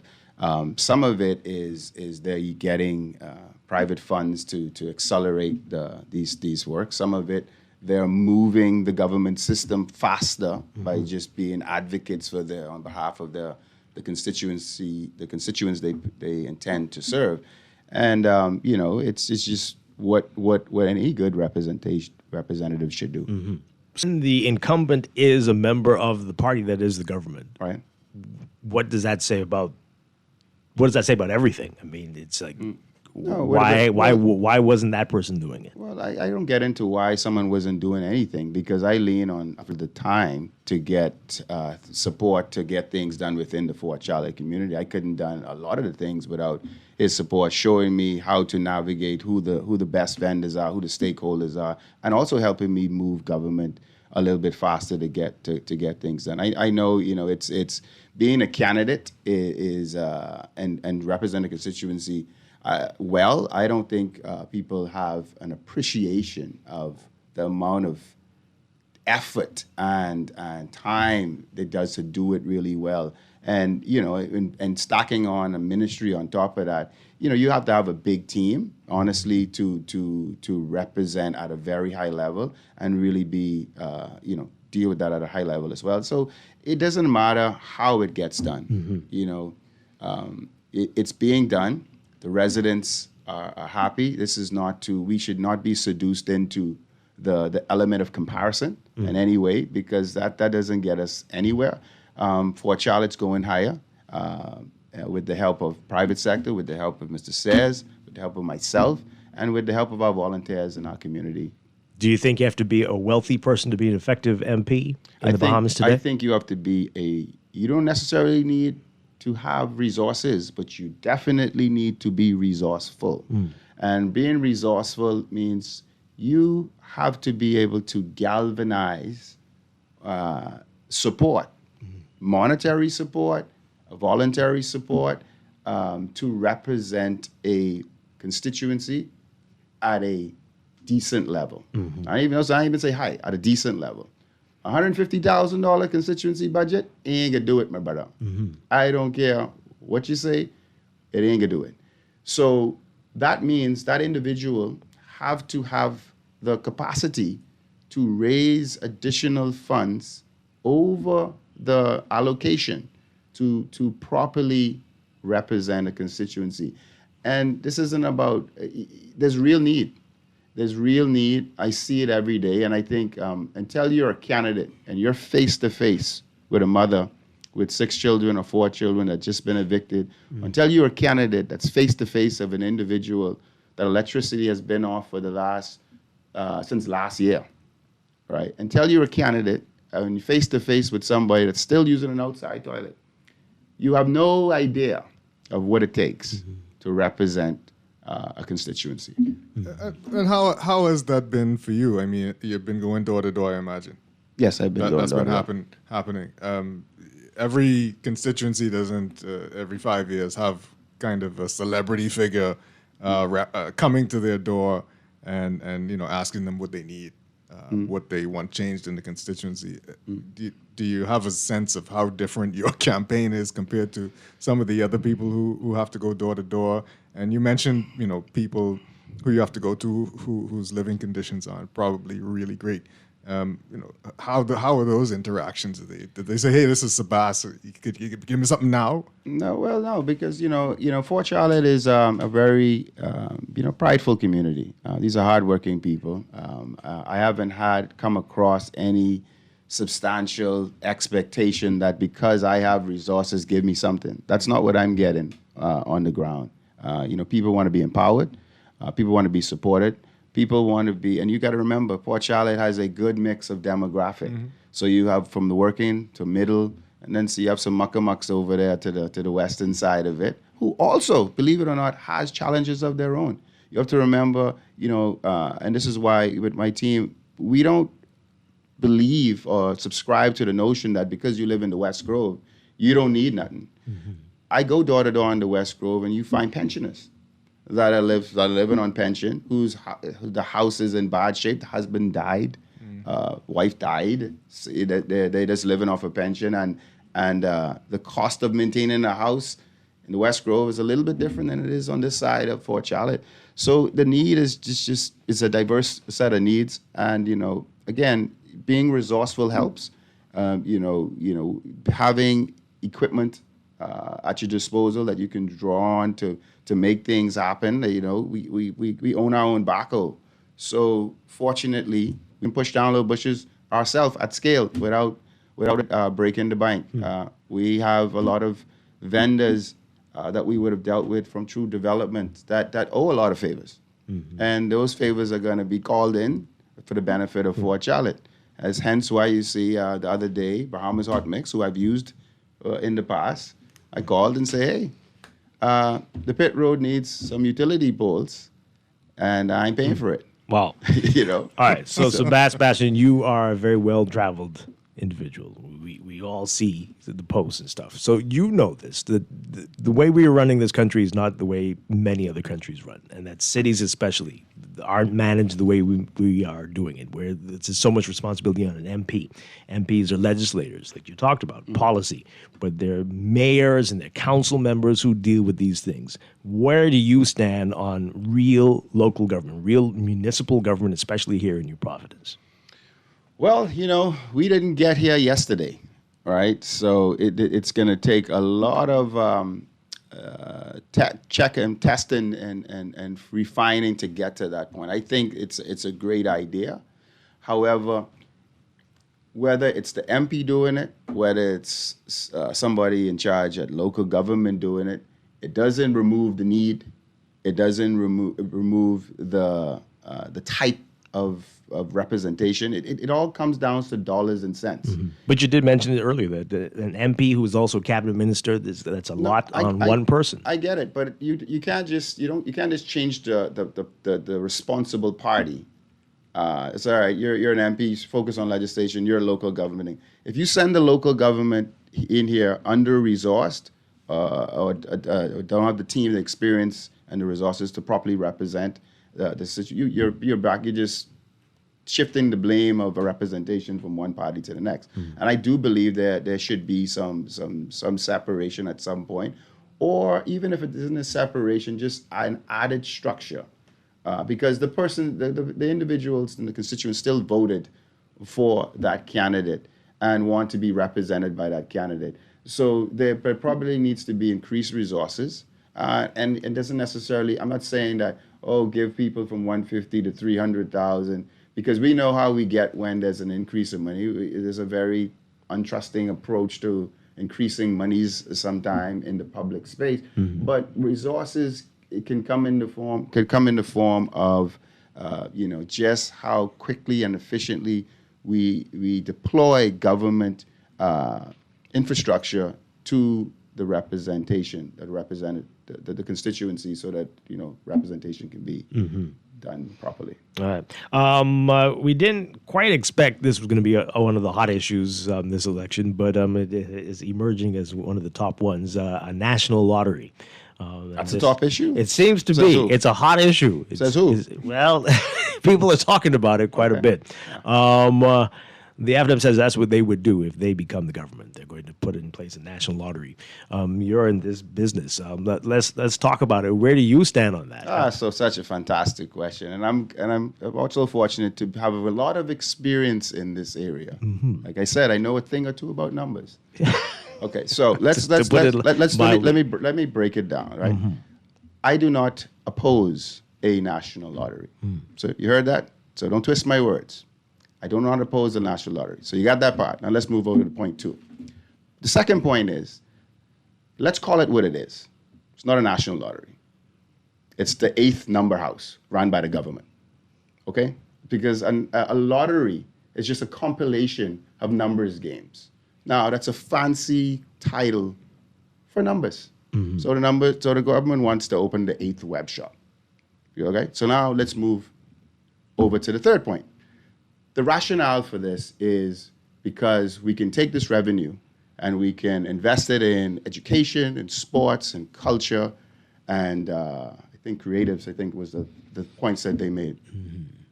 Excellent ideas. I'm 100% on board with that. We don't agree on a lot of things, but me and the F&M agree that gaming proceeds should go to those areas. Okay. However, those areas should never be on the back burner to begin with. We shouldn't be waiting on gaming revenues to finally have those as a focus. We have revenues coming from all sorts of parts of this country. Education should always be prioritized. Money should have always been going into education. So this isn't some woosah great idea that this is going to now save these sectors, right? Because we should always be prioritizing them as a country. The fourth point is the F&M during their last terms, I don't know if you remember the big VAT gaming tax fight. We remember. During that time, the F&M raised the gaming taxes on the domestic gaming industry. Left the foreign-owned casinos at the same rate, but that's for another day. That's what we do to each other. That's for another day. While I was not opposed to the increase in taxes, I was grossly offended that it wasn't applied across the land-based casinos as well. But be it as it may, they increased the taxes by 36%, moving the revenue, the annual revenue that they were getting from taxes up to $50 million. A more prudent approach, instead of the government becoming a number man, is why don't we reallocate the $50 million that we're getting now that's going into consolidated fund if we're serious about these sectors? Allocate that first and foremost to education, sports, culture, and youth empowerment. That's the first place you would start. The fifth point is, I looked at the 41 candidates. You all familiar with the 41 candidates? Some. Okay. I'm just asking. You don't know a man which one of them have the capacity to efficiently implement and operate this lottery? And I say that with the most respect. I'm just saying from the outside looking, I don't know them to have the expertise. Not saying that they're not intelligent, qualified, educated persons. I don't see from the outside looking who has the expertise. Which so leads you're me. saying they should have had a number man running on there. No. That's not what I'm saying at all. What I'm saying is then I'm moving down the line, sequence of events. So we're already past. We agree. We say that the proceeds should go to these sectors. Because that whole plan that was presented conveniently ignores the fact that the government is already in the gaming industry by virtue of its taxes. But I'm sure you know this, Yeah. that the people who buy lottery tickets aren't necessarily the same type of people who would go to a numbers house. No. Now you're incorrect. No? Informed.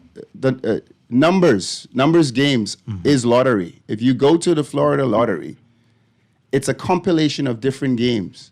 We have a plethora of numbers games that are offered to the Bahamian public every day. Okay, they're just different forms of lottery games, including raffles. And when you break psychologically, if you hear that this is the national lottery, won't that might not that appeal to certain people? Okay, so let's just say you're right. It appeals to certain people. So just because you introduce more games does not mean that you expand the revenue. Okay, so all that means is that the revenue, instead of it being consummated from 7 operators, is now the revenue is generated by 8. Okay, so revenue does not equal profitability. So now we're going to divide the revenue by 8. You know what makes a good business?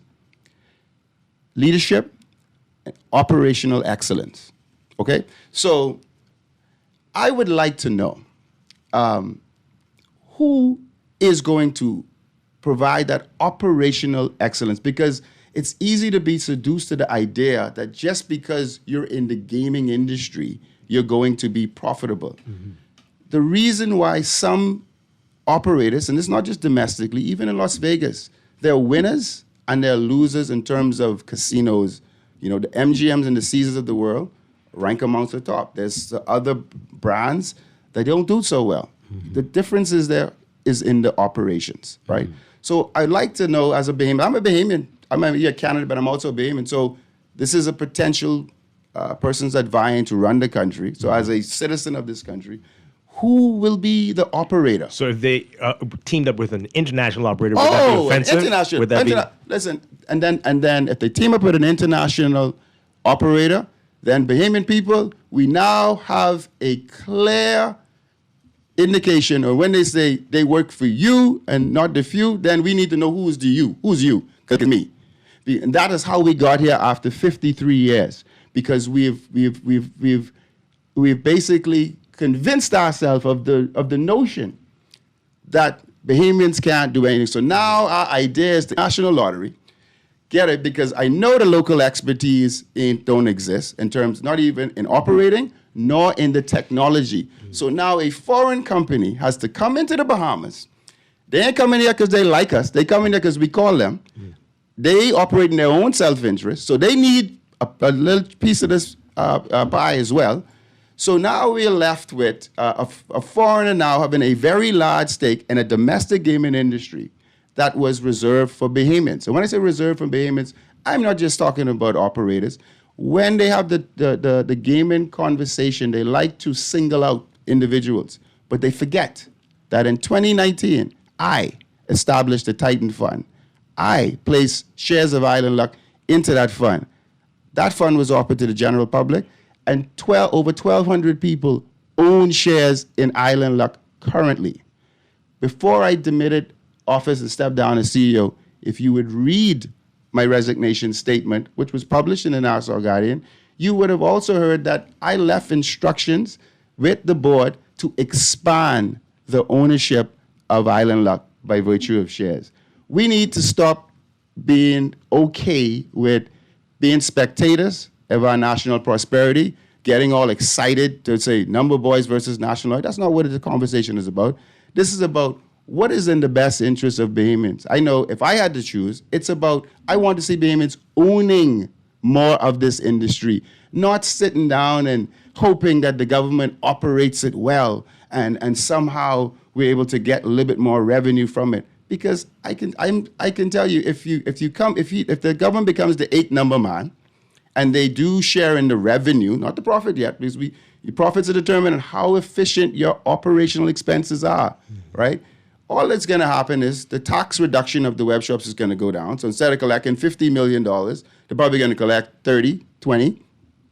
And then they need to have operational excellence to ensure that whatever they're operating on the other side, they're able to make more than 30, so that collectively, that's more than 50 that they have now.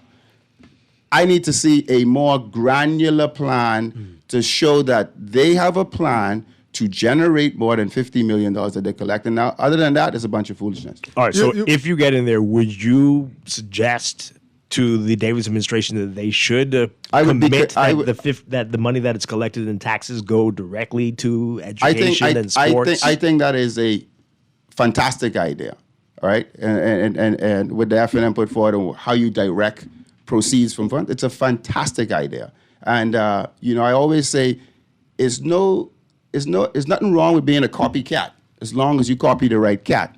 So in this case, I think I am in 100% of support of the FNM's plan to how we divert proceeds from gaming. So let's take this tax revenue and let's immediately, I don't know if we could add another page to our blueprint for progress at this time, but possibly we should just insert that. I think that's a great idea because that's what it should be able to go to, and we can build so much more schools, invest in our healthcare, invest in our sports, so our athletes are not looking for sponsors every time they got to go to Carifta. They pass in every time they got to go this way. They pass in. Yeah, that's a great idea. So you don't agree with the Prime Minister that this could be a slush fund, though? I'm not getting into what the Prime Minister said or didn't say. I'm here to talk about what my views are. The Prime Minister can speak to his own views. Okay, that is my views. I've articulated them, and that's it. You brought up a broader point because governments do this. All governments do this, but they spend a ton of money on foreign consultants for things. What's your view on how much money we do spend on foreign consultants, given that you say that we have the talent and resources here for a lot of things that we seem to go abroad for? Well, that's on a case-by-case basis. I cannot intelligently speak to a view of what we spend on foreign consultants, because every situation and every reason we would engage a foreign consultant is different. So unless you give me a specific your transaction, company has engaged foreign consultants on things as well. Yeah, but we're predominantly our staff compilation is still 99% Bahamian and 1% foreigners in our company, and we only do that when the local expertise are not available. You know, buddy, we never, as an employer, no employer wants to, certainly not our company. We don't want the headache or the cost of hiring someone from abroad, paying $12,500 for a work permit. You have to give them room and board. You got to incentivize them at all sorts of different. That is a costly. You only do that when you can't find local talent. Back to gaming. The moratorium, should that be lifted? Should the moratorium? That's up for whatever the administration of the time is.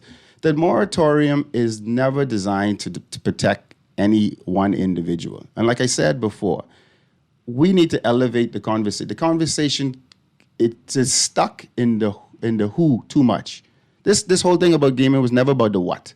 Because if it was about the what, then we wouldn't be talking about national law reasoning. It's always been about the who benefits. So if we want to keep it in the spirit of who benefits, let's have a conversation. Where I am at in gaming, I've already passed all of that noise. We dealt with that 13 years ago with referendums and all that. This is a mature industry, well-run, over 3,000 employees employed by this industry. The government gets $50 million a year in taxes. It's collected over $500 million in taxes since the introduction of the Gaming Act.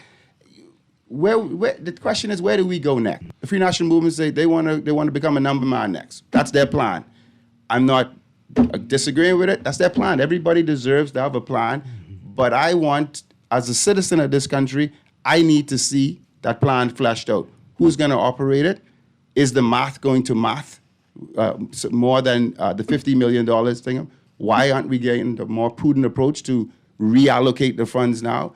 And then putting that aside, that's their plan. They have the right to run on that plan and introduce that plan. I've seen good plans. I've seen bad plans. The F&M doesn't have to fail for the PLP to be successful, okay? We are running on our record. We are running on our blueprint for progress. And when it comes to gaming, I want to see more ownership, okay? No spectator. I don't want to sit on the side and watch people speculate if this is a good idea, this is not a good idea. So we're going to encourage that more owners become a part of the industry. So you would not be opposed to the moratorium. And that's it, and that's all. So let's shift to Fort Charlotte. Okay, but I just wanted to be clear. That is, you're not opposed to the moratorium being lifted. If I'm not opposed to it. Not opposed. Okay. Not opposed. I have a question about Fort Charlotte and your bid. You've seen, again, people already come out against, especially the church, come out against gaming and gambling.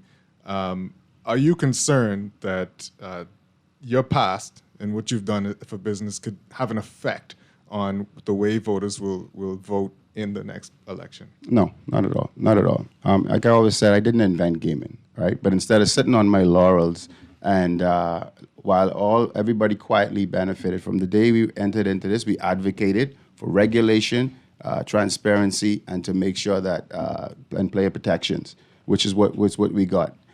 You know, I met gambling here, and I'm gonna leave gambling here, right? But what the difference now is, it's under a regulatory regime that we can control, we can see, we can tax, we can monitor. That's the responsible thing to do. We had a choice back then whether to leave it as it was, and everybody knows what it was, right? So the thing that the thing was that it was just going to go away and it existed for 50, 60 years. That's an irresponsible approach if you're just thinking about it. But at the end of the day, that's then, this is now, and I don't think it will have an effect. All right, so we got a question from one of our listeners about Fort Charlotte. This is about the community center, the that you have there. They're wondering about Technology, Arts, and Culture Technology, Center. Arts, and Center. They're saying, is this going to be that regardless of what happens at the election? 100%. That property currently is incorporated in a nonprofit, and it's already owned by that nonprofit, and that's going to stay in the community long after I am done with politics. I didn't build that for politics. I built that for the community. Okay. And that's where it's going to stay. Yeah. What do you see as some of the main issues for Fort Charlotte? Well, the main issues for Fort Charlotte is cost of living, obviously empowerment opportunities, obviously, a cleaner community, more a safer community. And, they want the parks and more programming for the youths to make sure that they're engaged and a part of this country and to bring back that sense of community and then quality of life. So we've been, as a part of our campaign, when we entered in politics, we certainly probably had plans to run a traditional campaign. That didn't turn out to be the case. We're representing Fort Charlotte already. So we're addressing the needs today, right now. I mean, when I came into Fort Charlotte, we've already repaired 90 street lights. We've fixed almost every pothole in Fort Charlotte. All of our parks are currently going have been upgraded right now. We've built the Fort Charlotte Technology, Arts, and Culture Center in the first 100 days. We've had security and crime watch initiatives where we distributed 500 Ring cameras to our residents to ensure security. We've already ran several programs out of our Fort Charlotte Technology, Arts, and Culture Center. Right now, BJC and BGCSE tutoring is ongoing, free for Fort Charlotte residents.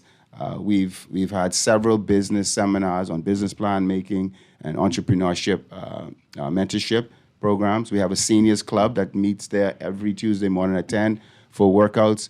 The community is vibrant and is bustling, and people are excited about the representation. And Fort Charlotte's going higher. Yeah. So people listening are going to say, "My gosh, Sebastian, can't you come and run in my constituency?" With all those things you said there. Yeah. Well, my job is obviously I'm a part of a team, a 41-man team. So it's not it's not about having a contrast between how I'm running my campaign, how this other person's. I came into politics with a standard, right? And all you see is me executing the standard of how I do things. Mm-hmm. I can't speak to anyone else's standard but my own. But what I can say is that I'm a part of a 41-man team. Wherever I can assist and make my colleague better, I will. Mm-hmm. And vice versa, because I've had to lean on my colleagues for advice and support and resources in certain aspects of it. There's no version of Fort Charlotte being the best and everybody else is not. We have, all of us are Bahamians. This is our country. Fort Charlotte isn't the country. It's a part of a country. And it's in our best interest to make sure that we collaborate and make sure that all of the other constituencies feel some love as well. So, as we said at the beginning of the show, it's been a long time since you've been here. Since you've been here, you are now a media mogul, too. And this comes up all the time, that we should have debates. Where do you stand on that? Should there be debates with the leaders of the party, with the various people in the constituency running for office? What's your position on it? Well, we have debates now. We just have them so informally, right? They're informal. We talk at each other. We debate in these forums, right? I'm not debating, but it's a one-sided debate right now. Mm-hmm. You're the moderator, and there's just the opponent is missing. So you're debating kind of individually. But I think I have no objection to having debates. I mean, at the end of the day, so if it's neutral and we have neutral questions and there's no malfeasance on how, you see the debates in the States and you always get all the feedback on where it's held, who's the host and all that. If we can get past that, I think it's a great thing. Yeah. What about campaign finance reform? Where do you stand on that? Well, to be honest, I think I've never really sat down and I want to have an intelligent opinion on it. I think in the general scheme of things, I think it should always be a good thing. But I think we have to sit down and really have a conversation on how do we get there. I mean, anything that's going to better our democracy. I mean, I think any right-thinking Bahamian would support, right? But, we have to get there. And even if it's baby steps, working towards, how do we get to our ultimate goal? But we can start somewhere. Yeah. Are you concerned when people see a declaration, what they're going to see, how they might react? No. Why they be surprised? I don't know. Why would I be concerned? People love that page. That's fine. But that's fine. We cannot as leaders, religious leaders, political leaders, business leaders, walk around this country. If you've worked hard, you've put in the work, you've stopped at nothing, you've committed to being a lifelong learner, you've empowered the people around you. And if you're preaching entrepreneurship and helping the youths and all that, I'm proud to be an example of what's possible. I'm never going to run from that. And we should never create the environment that tells people that are aspiring to be something better than they are that something's wrong. So I see myself as an example. The people that, if you want everybody to like you, sell ice cream. Don't become successful, and God knows, don't get into politics. But, I know that there are more people that are for me than against me. I walk around. I do the mentorship. I spend a lot of time in the university speaking with the younger generation. I've been 23, lost with no clear direction. Yeah, and I wish I had an example and a blueprint to follow. One of the reasons why I wrote a book, so that my knowledge and my experiences are shared with anyone that wants to pick it up, read it, and be mentored by the journey that I've traveled. I didn't get here by chance. From my entire life, the merchant elites of this country tried everything to block me in every industry. Wow. When I was building Venetian West, they say I was bringing the ghetto out of the West. When I was getting into, and I don't want to get into, because I'm no victim. So let me just stop my comments right there. But I'm no victim. I'm just an example of a guy that stopped at nothing, that came from the same humble beginnings, and was able to see the importance of building a team, stopping at nothing, and believing in what's possible. And that's it. And that's what my declaration is going to say tomorrow. Well, you did get here by chance. That's a little pun right there. I'm the king of puns on this show. Well, listen, you see, I'm not responsible for the version of me that you've created in your head. You came into that statement was based on chapter 9 of my life.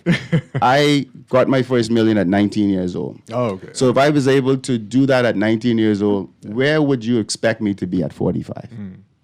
Wow. All right, so I got to ask you this. So if you are successful in Fort Charlotte, but the party does not win, are you prepared to be an opposition MP?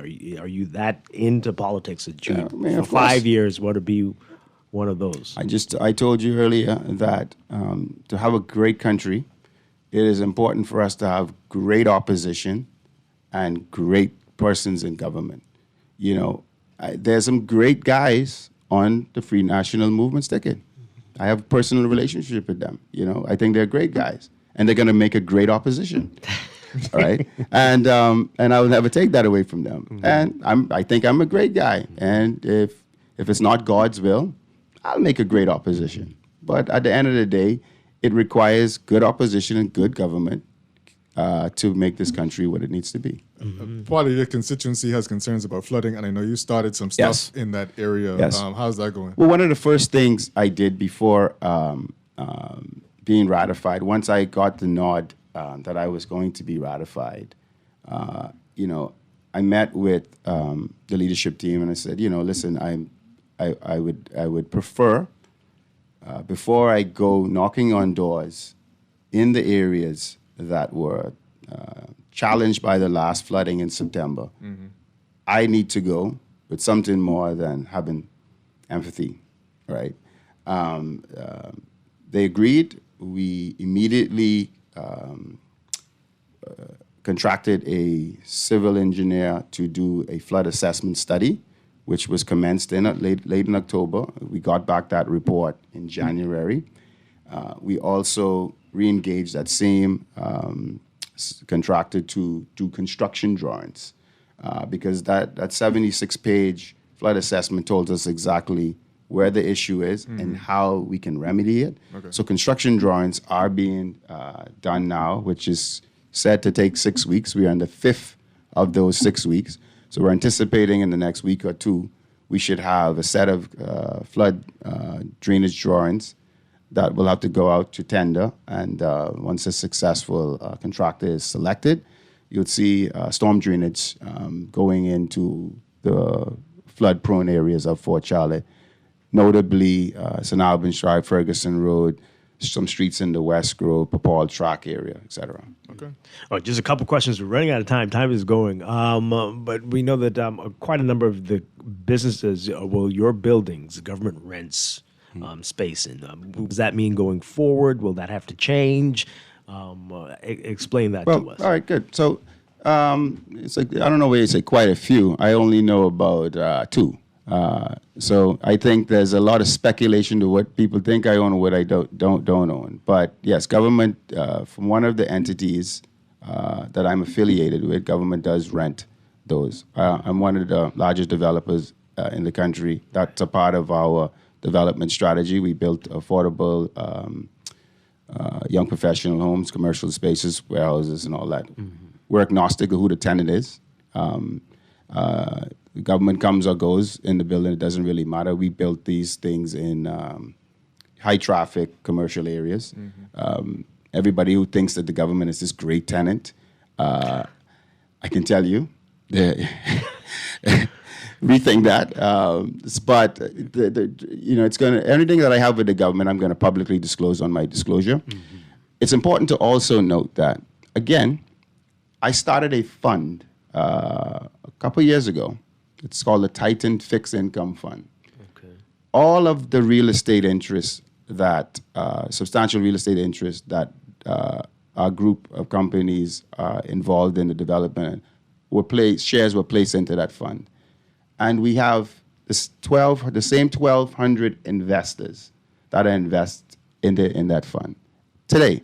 So when you say rental of government renting from me, no, government is renting from us, right? Me, and well, not me personally, I don't personally own anything. It's a business that I'm affiliated with, and the other 1,260 odd investors are invested in there. I want to tell you, and there's some investors from the other side as well that are handsomely invested in those same government properties. So when they tell them don't go too crazy, because the other side are squarely invested in those, and that's not a bad thing. They're Bahamians. I made that available to Bahamians and anyone that wanted to invest in it. They're going to invest because I'm committed to broadening the ownership of this country, and that's not just campaign words. Like I said, when I started the fund that owns the shares in ILNUC, that was in 2019. Okay, in 2026, that's 7 years ago.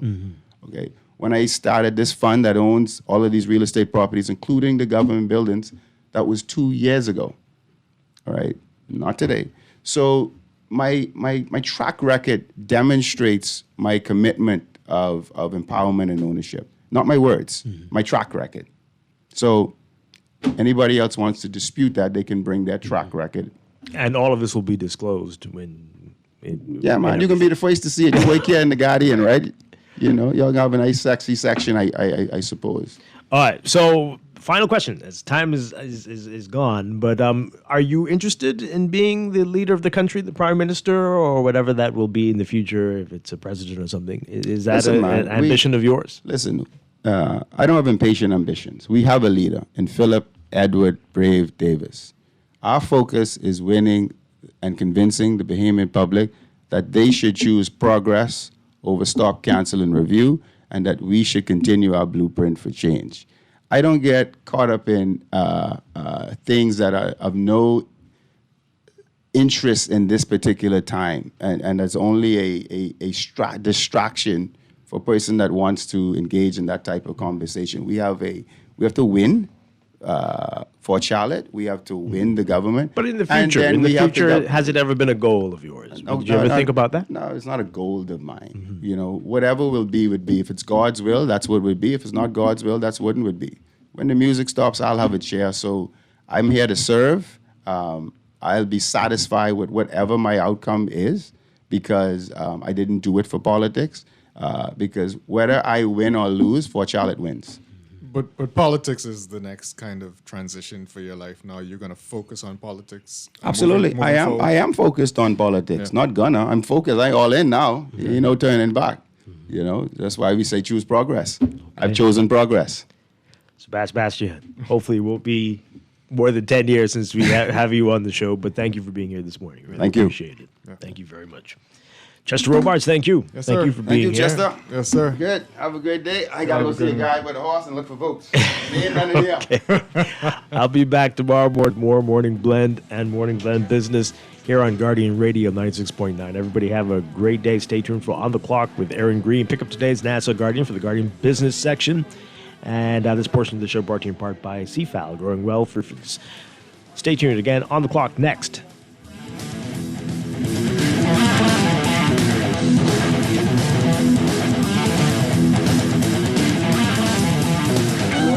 On Angie, how does it feel to have broken the bull riding world record? Sore, Sean. That bull was angry. Angie, I think that bull is headed towards your red convertible. I broke the world record and he broke my car. Oh well, at least I've got CG Comprehensive Motor to cover this. Get covered for collision, damage, and more. CG Atlantic Agents and Brokers. Good like that. All benefits are subject to policy provisions, including eligibility at the time of service. At CFAL, we understand that a secure future is the greatest gift you can give your employees. That's why our tailor-made group pension solutions are designed to fit the needs of both large and small companies. With CFAL, you can provide the retirement you and your employees deserve, ensuring peace of mind and financial stability for years to come. Join the many businesses that have already entrusted CFAL to create the right pension plan for their employees, and let us help you build a brighter future for your team. Visit us at cfal.com to get started on building wealth so you can live well. CFAL, growing wealth for future generations. CFAL is a proud sponsor of Team Bahamas for the 2026 Carifta Games. You better get out to vote! It's the big concert, Saturday, April 18th at the National Stadium. Just added Munchie Garland, Ding Dong, Faye Lyons, Skinny Fabulous, also Sweet Emily, Amy and Trey, Johnny Cake, Bloody, Sherwin Gardner, Wendy 242, El Polly, and the Pawn Band. Gates open at 6 p.m. And remember, it's free admission with your voter's card. Now listen, no voter's card, no entry. Make sure log on to getouttovote.mysuncash.com to validate your voter's card in order to secure your tickets and get out to vote. This is Guardian Radio 96.9 FM, streaming on GuardianTalkRadio.com and the Guardian Radio app, Nassau, Bahamas.